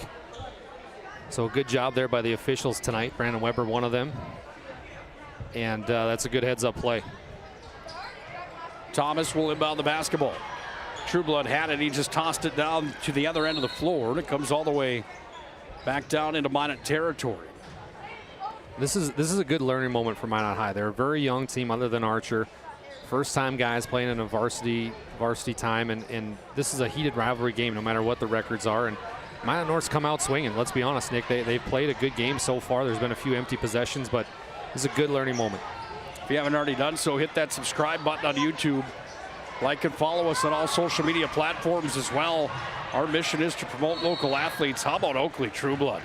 Another block here in the ball game, and True Blood on the defensive side maybe as impressive as he has been on the offensive side. Already in that rebound category as the #2 rebounder inside of the WDA, and tonight that block number in total is starting to climb high. Yeah, he's been a horse when it comes to defense, and he's got the length, he's got the speed, he's got the athleticism, but I've been really impressed with Traden Bachmeyer. I got to be honest with you, Nick. I mean, He's done so many nice things for this offense right now for Minot North. He just has to keep going. I know he's been getting blocked a lot, but just keep the aggressiveness going and where's the do a couple pump fakes, get Trueblood up in the air. 2 for 5 from the Serve Pro stripe in the ballgame for Oakley Trueblood. Archer's got the rebound. Minot High's got the ball, and there's 30 seconds left in the ballgame. 4 seconds different from the shot clock to the game clock. Comes back away up top down to Gunville. Some air coming onto the basketball here at the tail end of the first half. Trueblood on the drive now. Gets the ball back, kicks it outside. Drew Jordan thought about uncorking from there. Goes in, gets his own rebound, puts it off the glass and in. He's the glue, Nick. He's the glue for this offense. Down to 1 second. Here comes the shot at the horn. A bit of a collision there. When it's all said and done, the first half belongs to Minot High School. 41-26 on the BNC Bank scoreboard. Let's move to the halftime show, brought to you by Jerome's Collision Center. We'll break it down with the highlights and the numbers from the first half of play here in the 16th Street Rivalry, brought to you by Minot State University. Magi are up big at the break. Is proudly brought to you by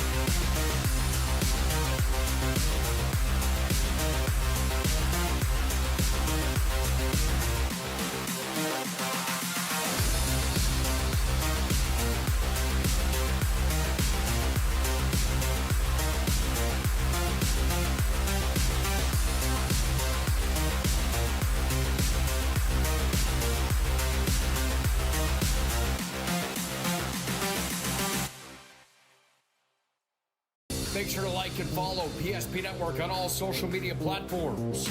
PSP Network, it's game day. Our initial reaction when we realized he had 2 broken bones was fear. Then once we realized and got a plan with Trinity and our doctor, a lot of comfort. He told me that he can fix my arm, and he showed me a lot of stuff that he could do to help me. Trinity Health Orthopedics is as good as you can find anywhere in the country. A lot of us take pride in that, and that's why we stay here and we keep doing what we do. Trinity Health, making more possible. Every football fan has their Sunday routine. Maybe it's setting your lineup, firing up the grill, or claiming your spot on the couch. But the center of every Sunday is the drive. The morning drive home before kickoff. The drive to your buddy's watch party. Wherever you're headed, we can take you there.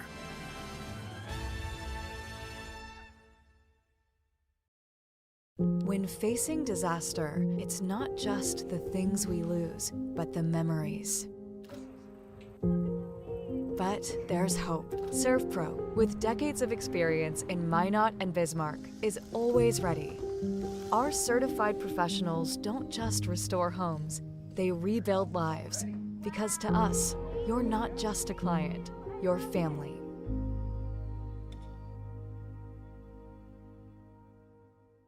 Breathe in. I can't believe I wrecked my car. There's some things in life we can't control. But what's important is how we respond.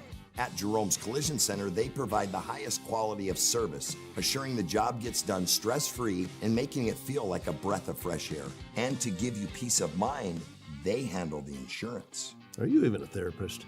Don't worry about it. Jerome's, they're the experts. Jerome's. It's time for this week's PSP Network Player Performance of the Week. Powered by the Aggie Foundation, Ryan Family Dealerships, and Minot State University. Congratulations to this week's nominees on Big Time Games. The votes are in, and this week's Player Performance of the Week belongs to... Make sure to like and follow the PSP Network on all social media platforms. And watch for next week's Player Performance of the Week. Powered by the Aggie Foundation, Ryan Family Dealerships, and Minot State University. PSP Network, it's game day. The Aggie Foundation is a 501c3. Our mission is to really help out the communities that allow us in for charitable gaming. We are so thankful for Aggie Foundation for giving us the $2,500. I can't thank the Aggie Foundation enough for what they've done. Aggie Foundation has been just a great partner for our community. Some of these programs wouldn't be able to continue on without funding from programs like this. We're always looking for new partners, new communities to be in. If we can make an impact in that community, we will.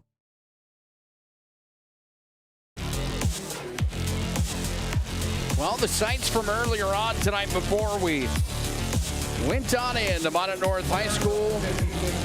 Beautiful Minot North High School at that. You see Old Glory was howling in the wind, but we've been pretty lucky and fortunate with Mother Nature, haven't we, here in the 2026 calendar year so far. Let's just keep those fingers crossed. It's been pretty pleasant outside, pleasant inside of the first half for Minot High. Minot North competing here tonight. Improved from the other night against Century, however, still down 41-26. Welcome into our Jerome's Collision Center halftime report. Jerome's Collision Center helping you get back on the road. They know how important that is to you folks. Jerome's Collision Center has been doing that for a long time. I'm Nick Colberg alongside of my good friend Dallas Hansen here tonight.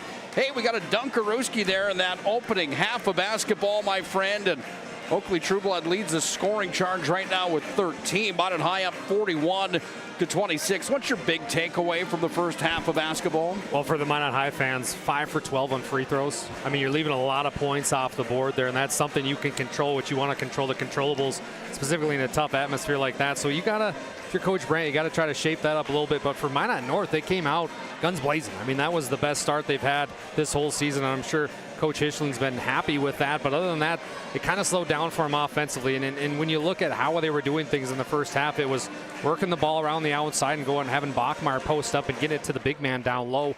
And they kind of shied away from that. So look for them to do that in the second half.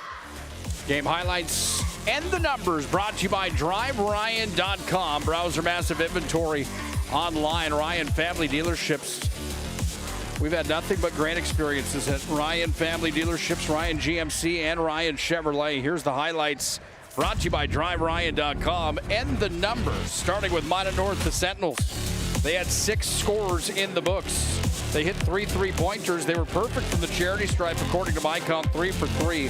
They got to 26 this way. 2 for Brady Bigestead. 6 for Trayden Bachmeyer, 3 for Kayshawn Taylor, 7 for Blickery, 3 for Josh Myers, and 5 for TJ Helmstead.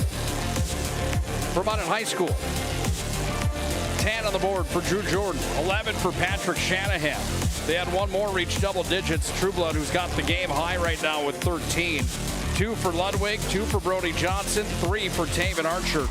In total, Minot High had 6 scorers in the books. They only hit 1 3-pointer in the opening half, And as Dallas mentioned, they went 5 for 12 from the Serve Pro stripe, but a number that they're certainly going to look to improve on here in the second half. All around, Minot High looking pretty good here in this ball game tonight. Is there one Achilles heel that you see for the Magi besides the Serve Pro free throw line here in this ball game? Sometimes the game starts going too fast for them, and what I mean by that is they get a stop on defense. They just think, okay, we got to go score now. Well, there's a certain part of this with some of these young players with the inexperience they do have where they're just going to have to slow down, work the offense, and try to get the best shot you can possible. But that's kind of been their Achilles heel. They get going too fast, and sometimes, Nick, you got to just slow down and let the game come to you, and that's what the Magi are going to have to do. Bones Barbecue bringing you the top 10 scorers in the state of North Dakota in AA basketball. Oakley Trueblood averaging 21.2 per night. Cranston's on the air tonight, so is Rubidoux, so is Gibby Kinnebrew. All on the PSP network. More contests on the PSP network. These are the top boys performers brought to you by Bones Barbecue Sauce. True North Dakota original. Find them at your local grocer. I'm telling you, it's great stuff at Bones Barbecue Sauce. Let's see if we can take another live look in here on the PSP network to the Century matchup tonight. Ooh. Oh, there's a slamma jamma. Good timing. Really good timing. Century up big, 34-16 over Legacy. Just about set for our second half here. Let's see if we can get you an update from that Dickinson matchup tonight. Dickinson and Mandan about to lock horns. They're just getting into the Valvoline Instant Oil Change pregame show. Of course, it's a Mountain Time start tonight, so just about an hour behind. I think we finally have that whole dilemma solved here. Any other out-of-town scoreboards from the ND score feed that are worth noting tonight, partner? Yeah, we got Grand Forks, Red River, and West Fargo Cheyenne knotted up at 40 apiece, which is a very good basketball game. And then how about this? Listen to this, Nick. On the girls' side of it, maybe a little bit of an upset coming to town here. Bismarck and Jamestown going at it. Actually, that just went final. Jamestown beats Bismarck 58-49. Bismarck with just the big win the other night. Yeah. Receiving votes in the media poll. Upended here tonight. Elijah Thomas starts off our second half with his first points of the ball game. And that's a welcome sign. I mean, you see his just tenacity towards the defensive end. We talked about him earlier on tonight that he needed to have a big-time performance here this evening. We'll bring that graphic back up in just a second. And he still can. I mean, there's a lot of basketball left. I know he's playing with 2 fouls, and he's got to be careful here. But you're just down 13. So let's continue to go on, and he's going to have to be a big part of it, Nick. I had the call of Grand Forks Central against Minot North to start the campaign on the home slate for Minot North earlier on this year. And Thomas, when he was slashing in that ball game at the end of that first half, he was real impressive with what he was able to do when he got to the cup. Yeah, and he's got to do more of that. Just don't float around the outside, around the three-point line. When you get the basketball, be aggressive with it. Perfect example right now. Look at Minot High running some set plays to get themselves in rhythm. Wide open lane right down the side of Broadway, off the mark for Shanahan. And Shanahan's frustrated, Nick. He's frustrated, thinks he got fouled, and that's just a sign of a young sophomore player. He's got to know, hey, it's a physical game. I'm going to take some bumps and bruises, absorb it, get over it, and move on to the next play. One thing's for sure, Thomas is on the all-hair team here in 2026. Oh, my goodness. Colby White, who plays for the Chicago Bulls, I thought that was him when we walked in. He was a great player for North Carolina, very same play as Elijah. Love the look. Biggest hit, turnaround, jump shot. Oh, if he can get that to start working for him, he's going to be a power inside the conference. No good on that attempt, however. Trueblood between the legs. Little razzle-dazzle from Oakley Trueblood. Too much power on it, but he's fouled on the play. And that's what makes him different, Nick. You just saw it on the right-hand wing. He's able to draw out the big man that is Trayden Bachmeyer and just kind of shimmy, shake, and make himself go towards the cup. And not all big guys can do it. That's why he's a true stretch 4. Inside, outside, he can do it all. Trueblood from the Serve Pro free throw line. Nothing but net there. And Oakley up to 14 points. That game high continuing on here for the big man from Minot High School. Got something going on down on the court, too. Both teams doing a little talking here, Nick. This is the rivalry, so. Brought to you by Minot State University. Be seen, be heard, be you. More than 96% of recent college grads are either employed or continuing their education. MSU grads get jobs, period. Tonight's game also brought to you by our friends at the UPS store for all your packing, shipping, and printing needs. It's the UPS store. Also want to thank our friends at the Aggie Foundation for bringing you the player performance of the week, along with Ryan Family Dealerships and Minot State. Thomas, he's got the first 5 of the second half here for Minot North. Look at him, he's jumping up and down. He's ready to go here. Look at that Patrick Shanahan. Razzle, dazzle. Patrick's got 13 in the ball game. And that's his MO. He likes to, whenever defensively they're kind of sleeping, he'll just go down and get to the cup. Bachmeyer inside after the dish coming there from I'm falling in love with Bachmeyer's game, Nick. The way he plays inside with his back to the basket, I love it. Trueblood dished off. Oh, Shanahan goes down hard on that play. Just a bit slow to get up. That doesn't feel very good. The way Elijah Thomas is playing right now, if I'm Coach Hischlin, I'm leaving him in. I know he's got 3, but leave him in. Trailing by 12 here with 15-20 to play in the second half. In regulation, here comes Trueblood with the basketball. Gunville on the drive. Gunville throws it up, no good. Thomas on the run. Elijah turnaround jump shot. Yep, you're leaving him in without a doubt, my friend. And he knows I didn't get to play much in the first half, and like I mentioned towards the end of the first half, he's fresh. It's been the Trueblood takeover right now, though, offensively. He's just going everything towards the rim, and it's tough to stop him if you're Minot North. You don't really have a body to put on him. We see a good look at Drew Hischlin, the head coach of Minot North. Grand Forks Central graduate. Back in 2003, he was an all-state football player, all-state basketball, all-state track star as well. At GFC, he landed at Minot State where he played basketball for the Beavers, right down the road at the MSU Dome. Speaking of Minot State basketball, how fun is that to see the local talent and the flair that they have from the WDA and the Class B and A ranks from the surrounding areas? Yeah, boys and girls, both the teams for the Beavers are doing a lot of heavy recruiting here in North Dakota. You love to see it. And Winchesky just checks in the basketball game also for Minot High, seeing some time. The young Winchesky in for Minot High School.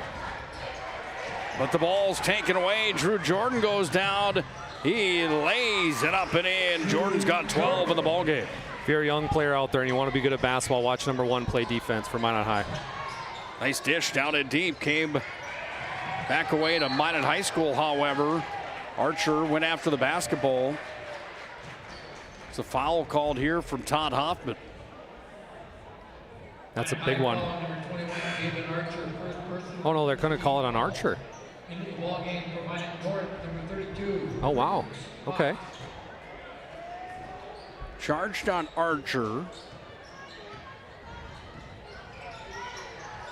Only player with a foul on the floor right now for Minot High School. Yeah, don't see that much. Biggest hit off the mark. Nice effort here. Count the bucket for Creed Fox, and he's fouled on the play. How about the hustle from Mr. Fox? Take a look on our Ryan Family Dealership instant replay. He gets the steal, and then he just goes up strong, and Archer swats at it, gets called for the and one basket.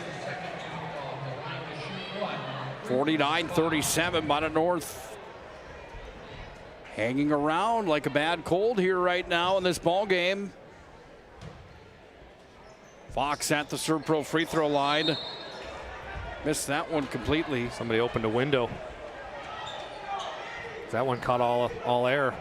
Creed Fox looks over at his bench with that look of, I don't know what I did there. Whoops-a-daisy. Whoops. Archer with the basketball now. Archer up top. Winchesky downtown. Winchesky for 3.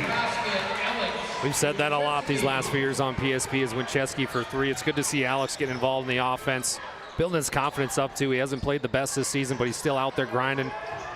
Good job for Alex. 6-foot sophomore guard. His brother Eric, all-state, all-WDA selection, playing at Dickinson State University. Got a First International Bank and Trust timeout on the floor. We'll break away with them. 52-37. Winchesky hits from downtown. Minot High's got the lead, building back up. It's the easiest way to feed your friends. The hard part is picking your sub. That's why we're having a draft. With the first pick, Sarah from Carolina selects number 13, the original Italian. You know, I trusted my gut, and that's exactly where the sub's gonna go, so. Hold on, we've got a trade. Jake traded his second pick with me, because I'm starved. Freshly sliced subs to go, wherever you and your friends go. Jersey Mike's, a sub above.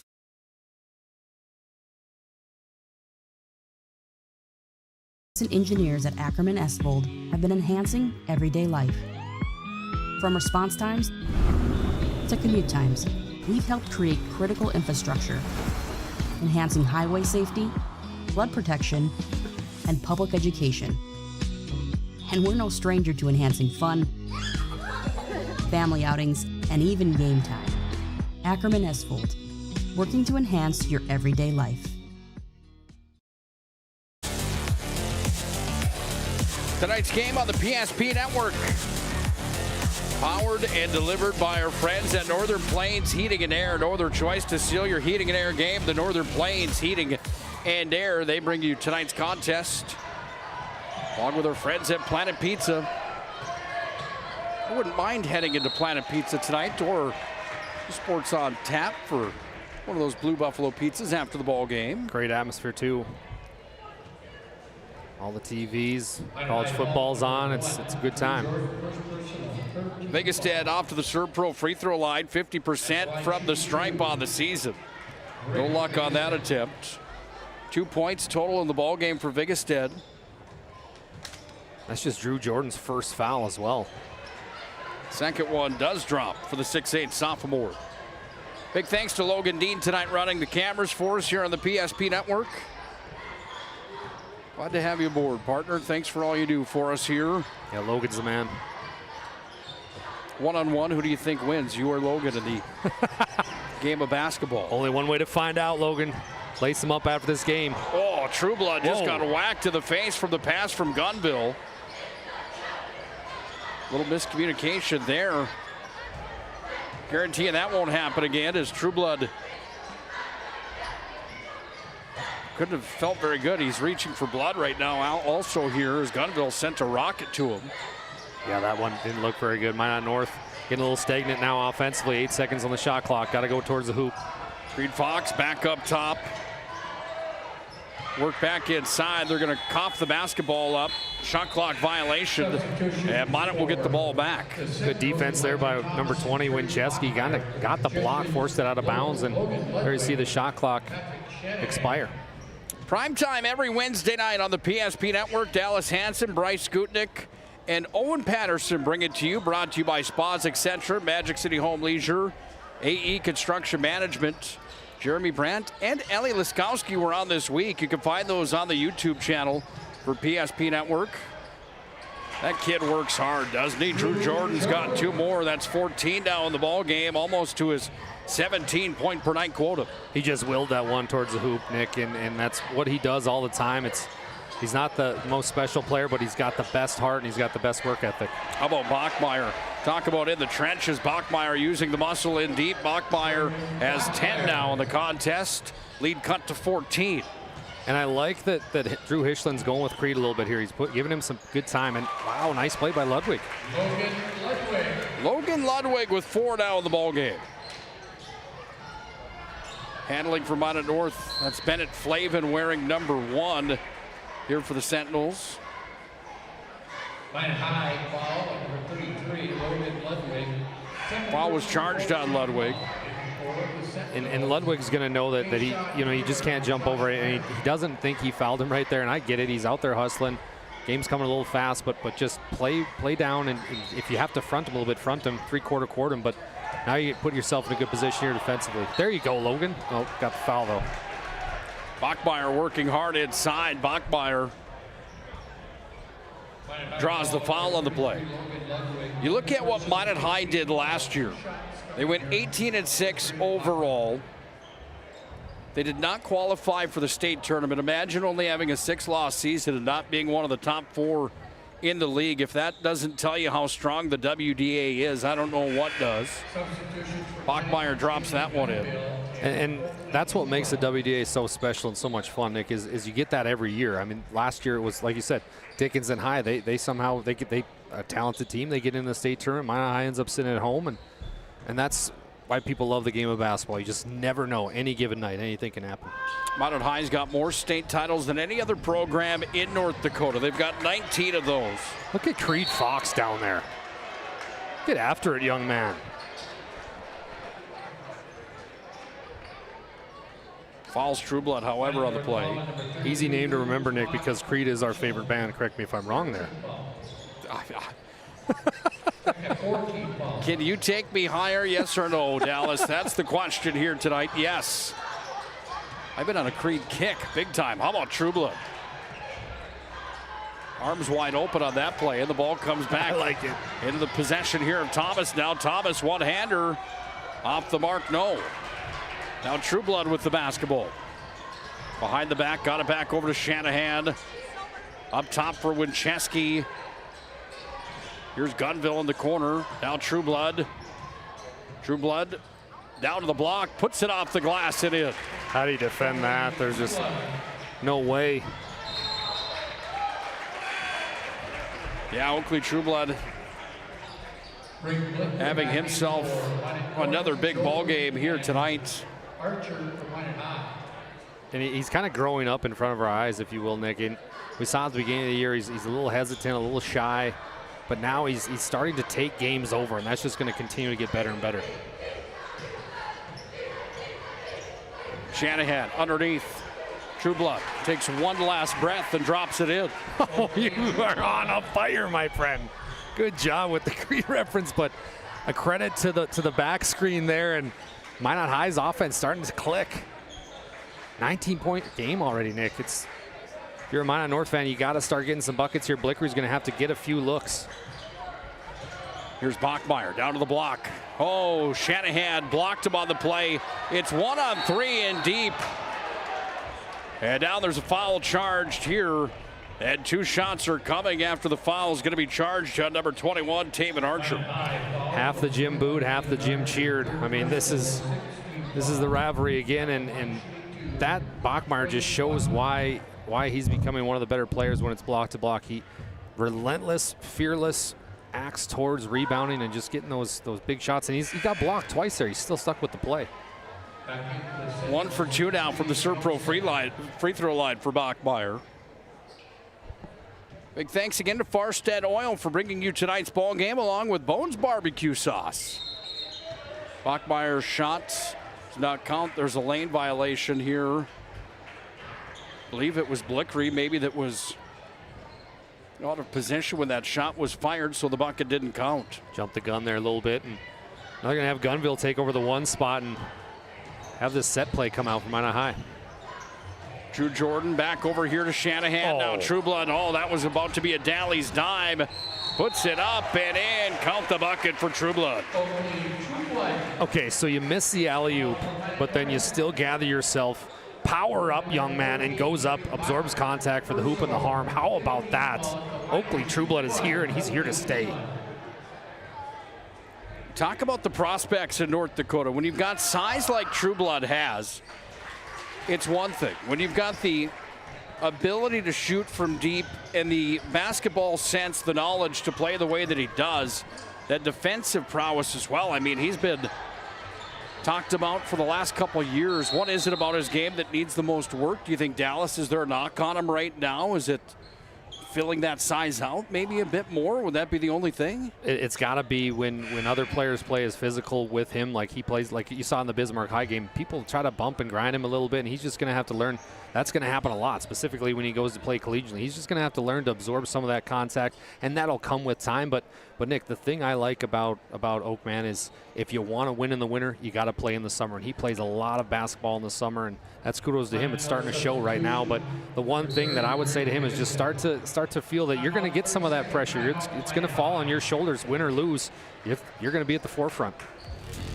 First International Bank and Trust timeout on the court.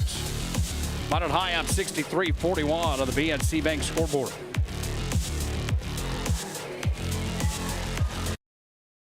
Eight gallons of homemade ranch dressing every day. so you can smother your dinner salad with it, dip those crispy golden French fries in it, and dunk your breaded chicken strips. You can even cover your... Wait, no. You can't put ranch on steak. Or can you? Shots Crossroads. Don't forget the ranch.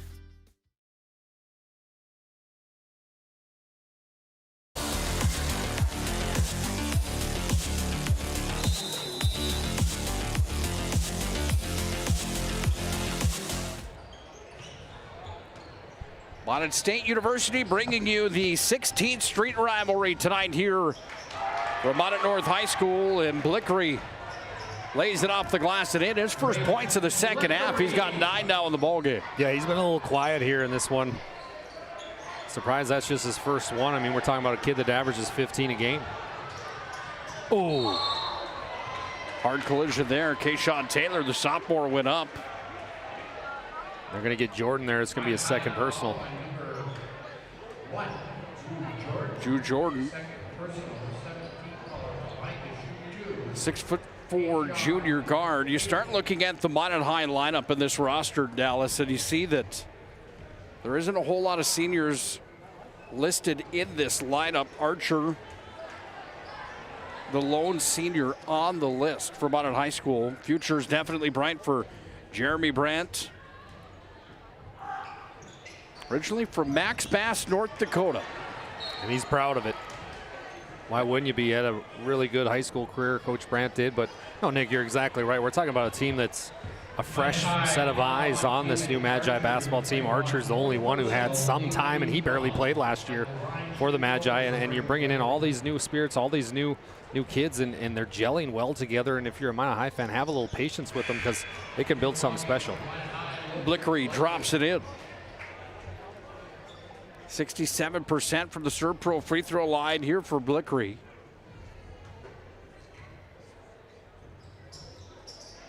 Drops that one in also. Elijah Thomas still not in the basketball game, and he was coming off red hot, 7 points. So when he comes back in, they're going to try to make a nice little run. And now we're seeing a little 1-3-1 zone defense, from Minot North. Jordan up top. Then Trueblood getting a hand on that basketball was TJ Jelmstead.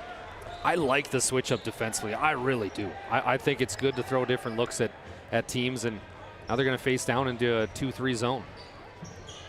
Update for Bismarck Century, 39-17 at the half. Century on top of Legacy.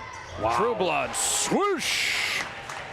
Nick, that almost touched the rafters. That was a high flying jump shot there. That was good thing this roof's high. Blickery again. This is a good shot. Good shot, BB. Three-pointer for Blickery.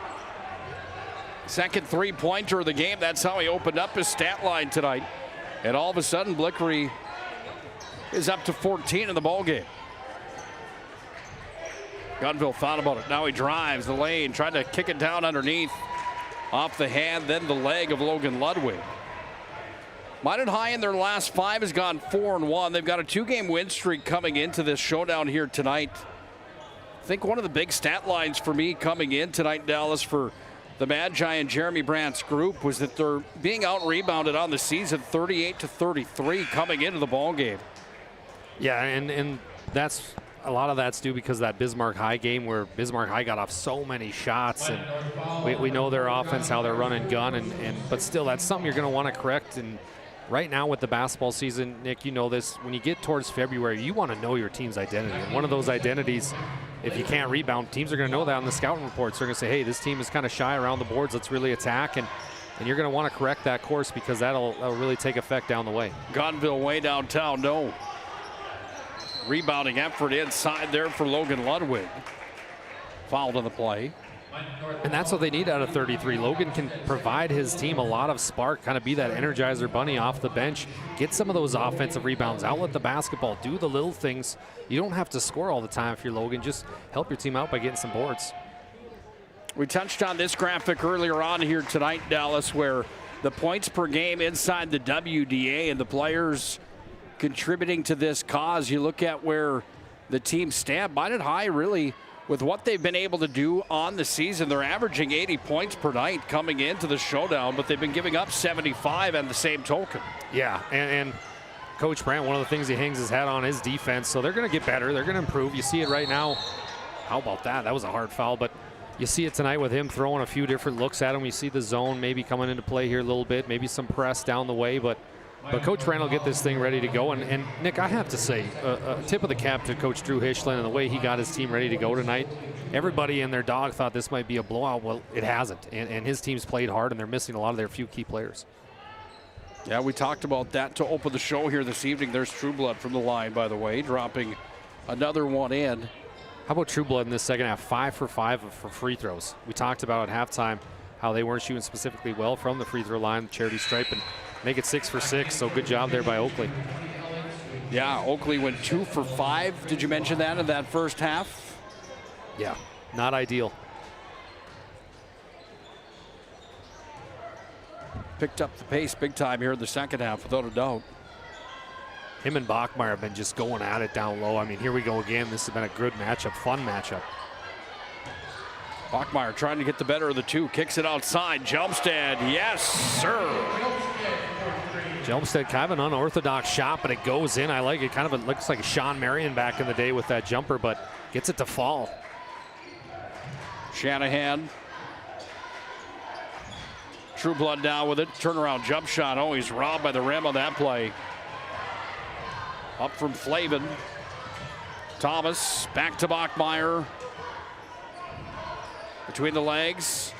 Bachmeyer down to the block. Foul is going to be charged. 2 shots coming. I believe it's going to be on Jordan. It is. Drew Jordan charged with his third, I'm sorry, here in the ball game. We go back to Minot High and what they lost last year. Peyton Shell, first team All-Stater, All-WDA, and Alliance All-Star. Went to Concordia Moorhead. He had 63 three-pointers last year, Dallas. I mean, he's lighting it up at Moorhead, by the way. Playing out of his mind. He's a fantastic player for him, and we've seen that coming. Peyton Shell arguably got better as time went on and was a big piece for that offense. But yeah, you're exactly right. That was a very talented roster. Yeah, Eric Winchesky went on to Dickinson State, also a Lions All-Star. Ludwig adds 2 more to his stat line tonight. That's 6 for Logan Ludwig. A guy like Grayson Schaefer that had quite a career for Minot High, one of those unsung hero kind of guys. And he's at Minot State now, and he's just getting more athletic as it comes along too, and kind of a tennis player as well, as I heard about it through the grapevine. He loves the game of tennis, but such an athletic freak too. He just can slam dunk the basketball, jumps out of the gym, and fun kid that just will get better with time. And we got him right in here in our neighborhood, Nick, the Minot State Beavers. Schaefer, another player for Century. Parker Falcon from Legacy last year, plays for the Beavers. Parker's very good. He's getting some time for Minot State. Bachmeyer having himself a little bit of a run here in the second half. 14 in the ball game, according to my count now for Bachmeyer. Trueblood way downtown. Oakley, bang, bang from 3-land. Stretching out the floor again. Can play outside, can play inside, can do a little bit of everything. 20-point lead for the Magi. Make it 18 as Braden Blickery puts it in. Yeah, you've got Carson Yale from DLB. You've got Trey Brandt from Beulah on that club as well. Derek Dissett comes back home. Elijah Thomas, big block on that play. Now Thomas. Oh, that's a charge. I think Alex learned that from his brother Eric. Eric did that so many times last year, but Elijah Thomas comes screaming down the floor. Elijah should have stopped and popped a jumper there, but instead, what a heads-up basketball IQ play by Alex Winchesky, just to wait, sacrifices the body and takes an offensive charge. We haven't seen that at all this game, so it's a welcome sign. Under 6 to play in regulation. Your days at Crosby where you were a stud on the hardwood, were you a dunker of the basketball? Were you able to do that? How about Winchesky? Never mind you. Let's talk about Alex Winchesky with 5 points tonight. Kind of a coming out party for Winchesky, playing well here. Seen his dad earlier. Good to see Dean, and just a fun kid to be around, and he's a hard worker. He loves the game. Oh my goodness, Bachmeyer's been outstanding. Bachmeyer adds another one to the resume here tonight, 76-58. First International Bank and Trust timeout on the floor. We'll take one with them. Minot High still up big, but Bachmeier having himself quite a second half.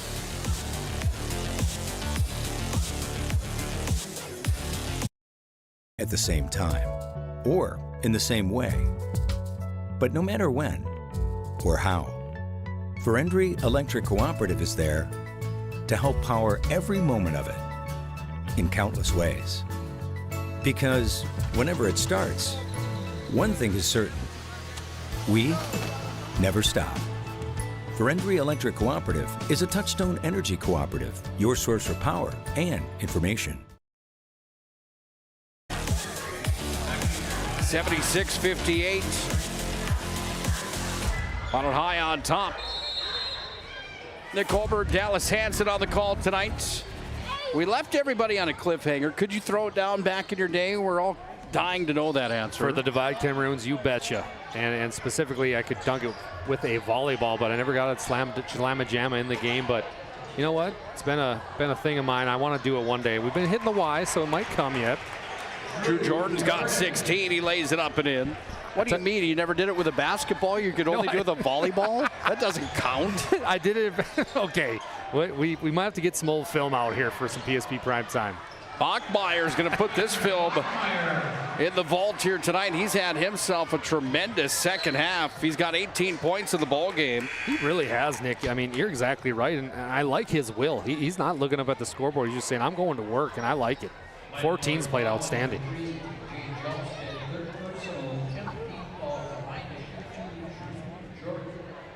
And that's something you can build off if you're a Minot North fan. You know what you got with him, and you get him and Blickery playing off each other. Some of these must-win games, you got Williston coming to town and Jamestown. I mean, those are, you got to win those obviously, but those, now you're kind of seeing your team come, what you have, what you can do with this squad, and Bachmeier's is going to be a staple. No good on the second for Drew Jordan. Got robbed again, Holberg. Comes back to Shanahan. Back to this for a second. Are we talking a regulation basketball? Yes, we're talking regulation. We might have to have maybe a dunk off. Let's throw Kinnebrew in there, True Blood. Honorable mention, DH. Honorable mention, DH. Some of those slam dunks, there's a foul on the play. Charge to Blickery. Sends Oakley Trueblood back to the stripe. Some of the dunks we've seen this year inside the conference have been unreal. Your Dally's Dime segment the other night on prime time. I mean, the one off the glass from Kinnebrew. And Garrett Nisley to have the IQ to just throw it off the glass. But I saw a play 2 nights ago during the Four Winds game. It was Mariel Dang. And we're going to showcase that one during PSP prime time. A cliffhanger. You guys are going to have to tune in to see that. It was just as good of the Kinnebrew dunk, if not better. Really? Oh, it was fantastic. Minot North gets the ball back. How about True Blood the second half? 5, 6, 7, 8 of 8 from the ServPro free throw line, according to my count. Yeah, and he's got 34 points. And it's just how he's taken over this game, and he's going to be able to do that for the next 2 years. How about the block by Archer, Nick? David Archer slams the door. Here's True Blood. Oh, my goodness. And in. How about that play from Oakley True Blood? Is that Dr. J out there? What a move. Is that better than the dunk earlier on tonight for our move of the game? It's going to be close. True Blood gets it back here. No, he doesn't. Blickery was the one that ended up with the basketball.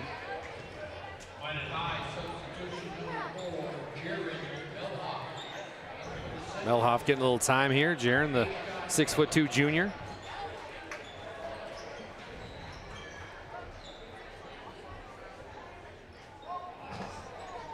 Blickery to inbound the basketball. We're down to 3:29 left in regulation. Planning Team Financial and Shots Crossroads bring you the post-game show tonight. That will happen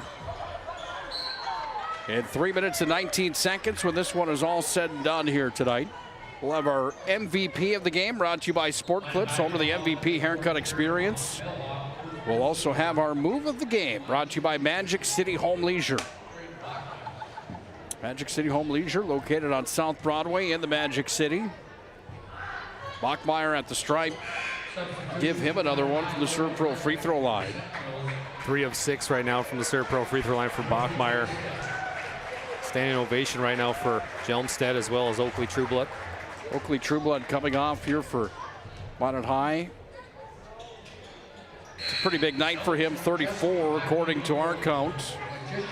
Bachmeyer gets that one to drain. 36 on the night for Oakley Trueblood. That's going to help the 20 on average. Yeah, if college scouts weren't already looking at him, they are for sure now. And he's one of those kids too, Nick, where he can play anywhere on the floor. I like this kid. Drew Jordan working hard with the basketball here. Look at Blickery's defense. I mean, this is a great matchup. Jordan tried to kick it out, does. Comes back away into the hands here of Logan Ludwig. Travel is the violation.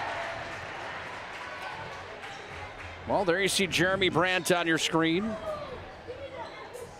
How about Coach Brandt? 500 career wins. That state B title back in 2012 for the Beulah Miners. And I like that Coach Brandt is coaching tree, if you will, right now. Both of them, Cody Nelson, one of his former players, are coaching the Beulah Miners. And the Beulah Miners are a good basketball team. We've had them on PSP a few times, but it's really cool to see that coaching tree expand as Coach Brandt's had a lot of great players in his programs.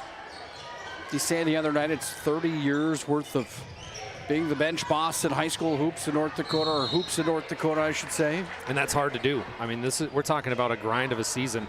Not to take anything away from football or volleyball or anything like that, but basketball is a long, long season and a lot of games, a lot of practice time, and there's an art to being a head coach. You got to make it fun for the kids, but you also got to get stuff done when you're in practice, as Drew Jordan misses one. But I mean, hockey's the same way, Nick. You've been around the game of hockey. It's tough sometimes. You're with these kids 7 months out of the year, and it's kind of pick your place when you want to get after him. But I really like the way Coach Brandt handles himself. And he's got an amazing assistant staff. Brian Hornecker's been there forever. Eric Pearson as well. I mean, that's a great staff. And when Dean Winchesky left, they all stayed because they believe in the Magi program.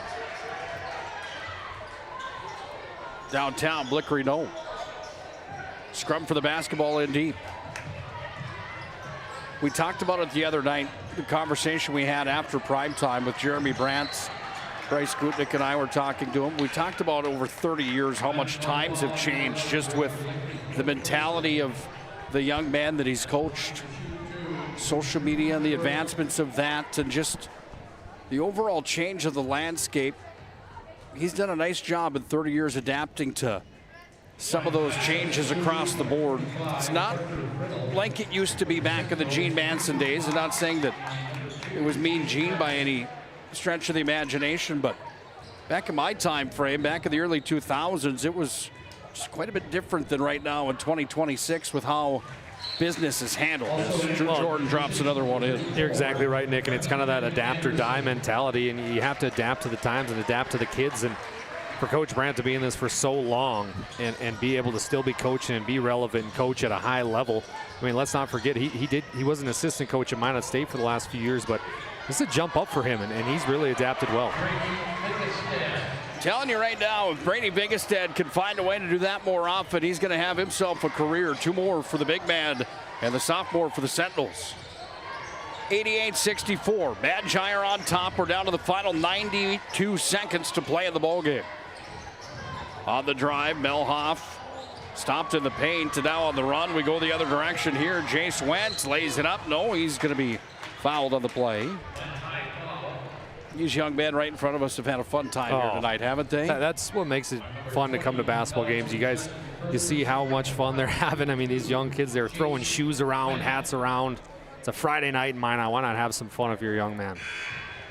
Substitution for the Sentinels, number 12. Jace Went drops it in.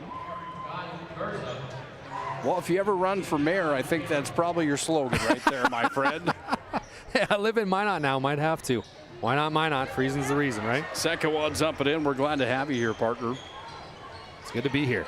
88-66. Magi on top. Step through move, Anderson. Right into the paint. Count the bucket for him, and Anderson becomes the ace scorer tonight to put points on the board for Minot High School. Both teams emptying the bench here a little bit, getting some kids some time here. Ty West was up top with it. It's going to be worked back in now to Creed Fox, and Fox lays it off the glass and in. Minot's got 90, Sentinels up to 68. Wincheski with the basketball. Approaching the final half minute here in the contest. How about that little, what do you call that? Almost a reverse lay-in there? Not really, it's Anderson that lays it in off the backhand. What do you call that? A little reversal there. Yeah, it was a nice play by Anderson watching some of the JV game while we're getting set up here with PSP. He was playing hard, playing well. Player to watch here in the future is Remington Anderson. 6'2". He is a junior, but he does so many nice things. You need players like that on your team. Role players. Comes back up top into the hands here now for Kayshawn Taylor. Delivered over to Garza. Deep three on its way. Went off the mark. Rebound. Pulled down. Ty West. They still scrum for it. Now it's going to be handled here by Wincheski. And they're going to take the arrow to the basketball. That will do it tonight here at Minot North. 92-68, the final score here on the PSP Network and the BNC Bank scoreboard.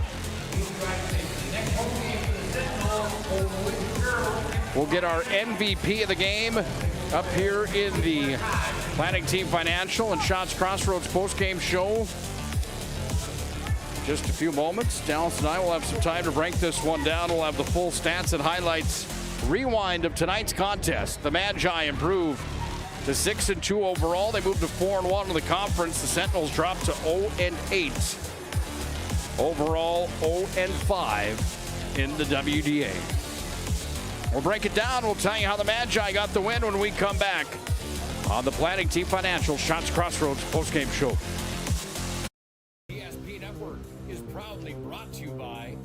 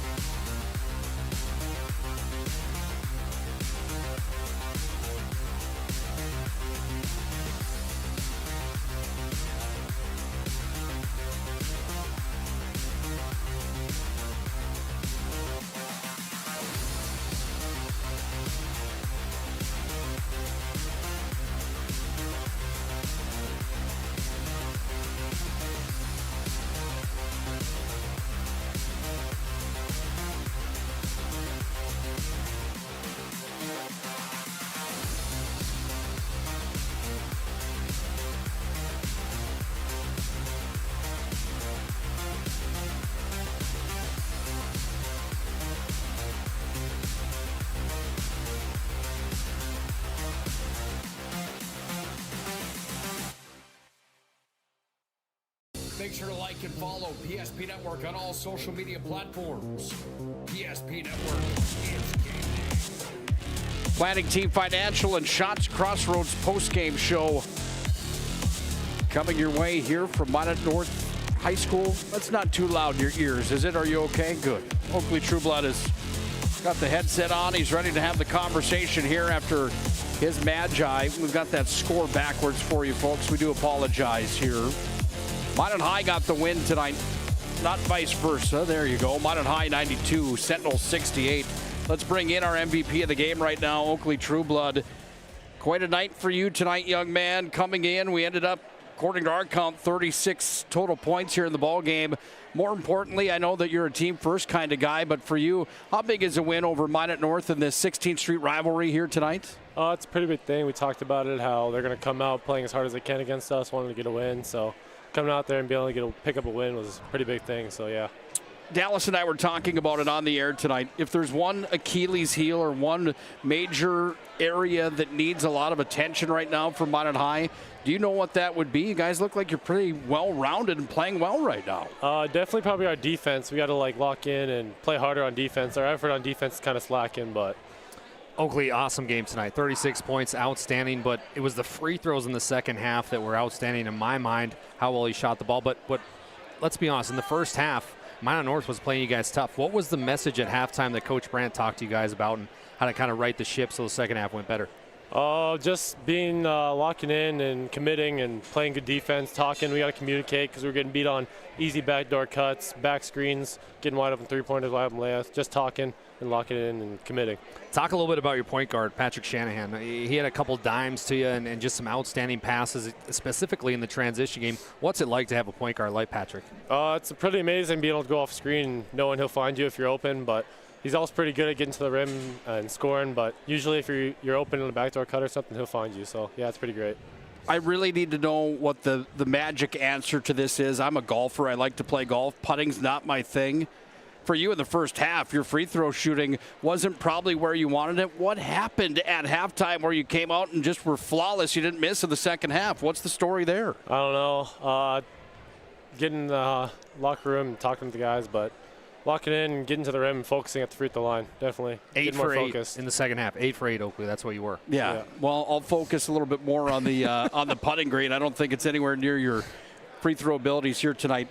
Great job here tonight, young man. Before we let you go, you want to hop up here? We have to pick your brain on this right now. We've got you for the move of the game as well tonight. We'll take you off the camera. Tell us which one of these is better here. This is your second half opportunity here. What do you call this move, by the way, where you lay it in, a little reverse? Is that a reverse? It's just a little razzle-dazzle spin move? What is that? Backboard. Yeah. Okay, is that – well, let's watch that one more time. You tell me here. Is that a better move of the game than this one that we already had queued up here tonight? I know the slam dunks are obviously something pretty special, but that move from the second half I thought was pretty righteous as well. Which one would you pick for your move of the game here tonight? Which one's better? I don't know. I think you had it right. Probably the dunk. You got the crowd more hype. And the good pass from Shanahan? Yeah, got more momentum. What does that feel like when you slam those down like that, partner? That's got to be pretty awesome, isn't it? Yeah, you get a bunch of momentum going, so. Yeah. Great job here tonight. As always, keep rolling, and best of luck down the road here, partner. Yeah, thank you. Oakley Trueblood, our MVP of the game here tonight. Like the dunk a little bit more. I think both of them are probably pretty impressive when you talk about how both of those went down here tonight. That's a fine young man playing some pretty good basketball right now. 36 is a pretty big number here tonight. Yeah, and he's got a good head on his shoulders, too. You can hear that. He credits his teammates. And, Nick, I mean, to shoot from the free throw line like he did, that's a tough feat. So, great player already, not just in the making. I really like Oakley Trueblood. Time for our game rewind coming up right around the corner. We'll also have a few more orders of business in the Shots Crossroads Planning Team Financial post-game show. First, Dallas Hansen, your overall takeaway of tonight's ball game. Is there one that really stands off the paper for you on either side of how things shook out tonight in this 16th Street rivalry presented by Minot State University? Well, I think Minot High got better tonight. And what I mean by that, Nick, is they got punched around a little bit in that first half, but for them to come out in the second half and play the way they did, specifically with the physicality. I mean, Oakley really took over that game, but it wasn't just Oakley. It was also Patrick Shanahan coming alive and just facilitating. You've seen Drew Jordan do some things defensively that he's known for, but he really upped the tempo. And then how about Logan Ludwig coming in, providing some good minutes, and we saw a couple different players. And Alex Winchesky, 5 points in the second half. He took an offensive charge, really was being aggressive, driving towards the hoop. I loved just the overall play that the Magi had. And Coach Brandt's going to watch this film and realize my team in the second half got better. They realized we are built for moments like this, and for Minot North, Nick, I mean, they came out to a good start, and I know they're missing Jack Winnett, some other pieces, but they've got a team here. They'll get some chances at some wins down the road. Game reset presented by DriveRyan.com. Ryan Family Dealerships brings you the game rewind here tonight. And along with that rewind, with the individual numbers of tonight's ball game, here's Mr. Dallas Hansen. Well, let's start off with the Sentinels, who came up short tonight, 92-68. A couple scorers in the column. Jace Wendt, he had 1 point. TJ Helmstead had a nice game, 8 points. Joshua Myers Jr., JMJ, 3 points. Elijah Thomas had 7, was plagued with fouls early on. Braden Blickery, 16 points, a lot of them coming in the first half. Kayshawn Taylor had 3. It was Traden Bachmeyer leading all scores for the Sentinels, 20. And then it was Brady Bigstead, 5. And Creed Fox finished it out with 4. And how about for the Magi? They improved to 6-2 overall. Drew Jordan had a nice one, 18 points. Patrick Shanahan, 14. Alex Winchesky had 5. Taven Archer had 3. But Oakley Trueblood with the 36 burger. How about that one? Logan Ludwig had 7. Brody Johnson had 2. And Mr. Anderson, Remington Anderson, that is, 4 points to finish out with the scoring for the Magi who win this one. Nice job, partner.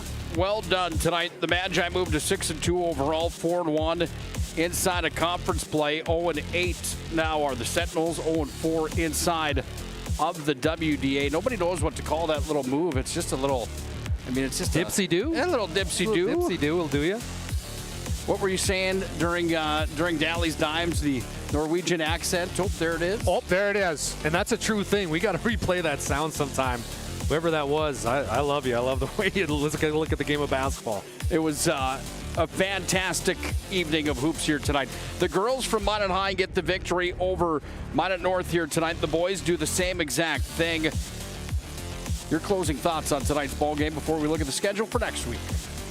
I was impressed with the Majettes and how some of their pieces are really starting to gel together. The bench is coming alive for Coach Schwartz, which is going to be a big thing if they want to win this state title and make a run at the WDA, obviously. But this Magi boys team really grew up. And I know this Minot North team has been blown out by some teams, let's be honest, but this was a different game. This was a rivalry game. This was a game on their home floor. They came out guns blazing, and the Magi really absorbed all that and just made it their own game. And they were led by Oakley Trueblood. 36 points in the WDA is so hard to do.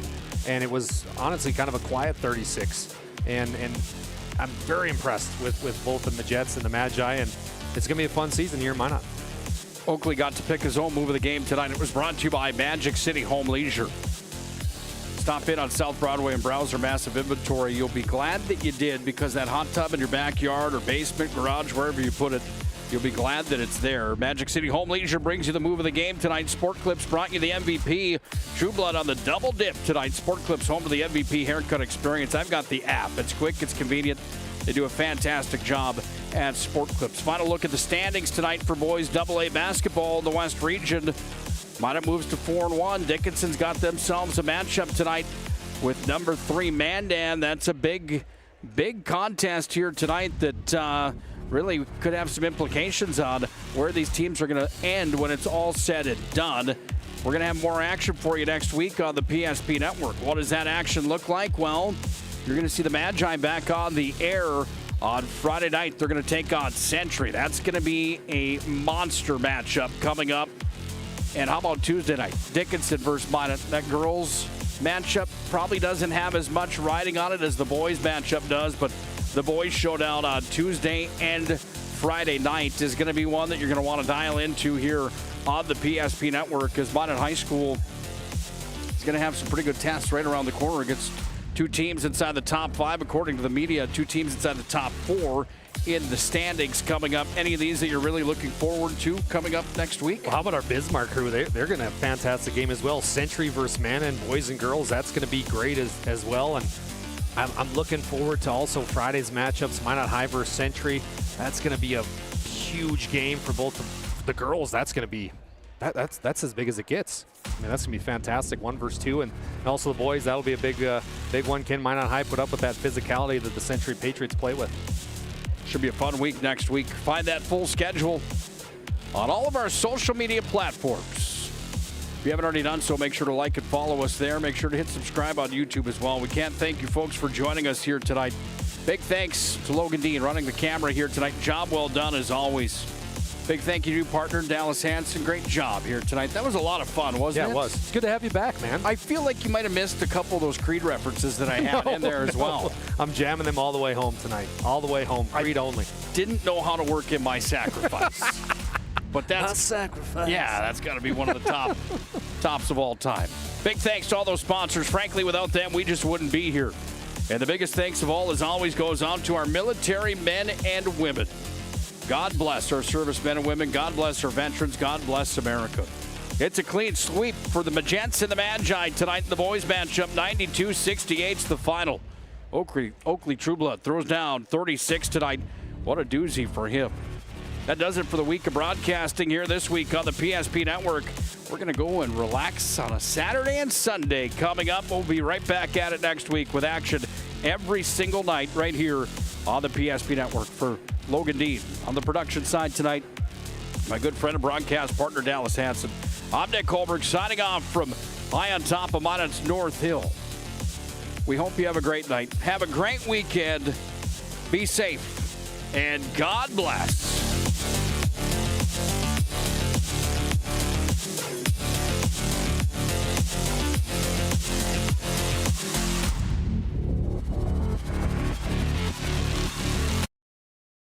Is proudly brought to you by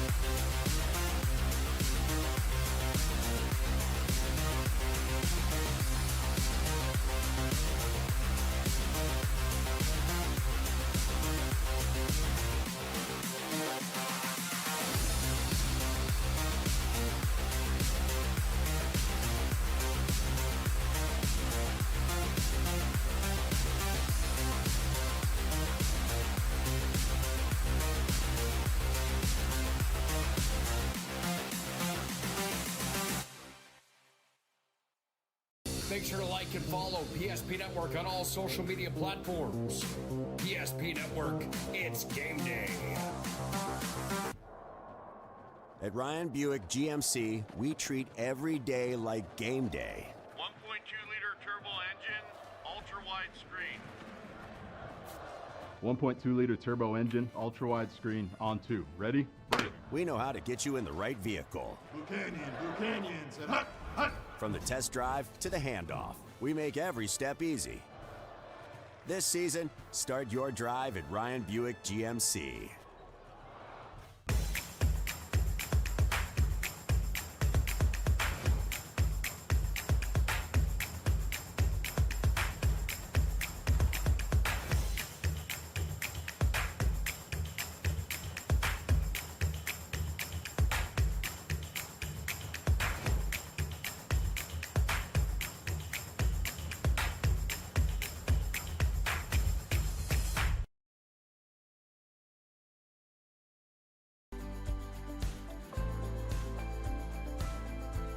At Planning Team Financial Advisors, we help individuals create their personalized strategies. We specialize in financial planning, retirement planning, insurance, and 401k distribution options. Don't leave your future to chance. Call Planning Team Financial Advisors today for a free retirement review. Planning Team Financial Advisors. Your plan, your future, your team.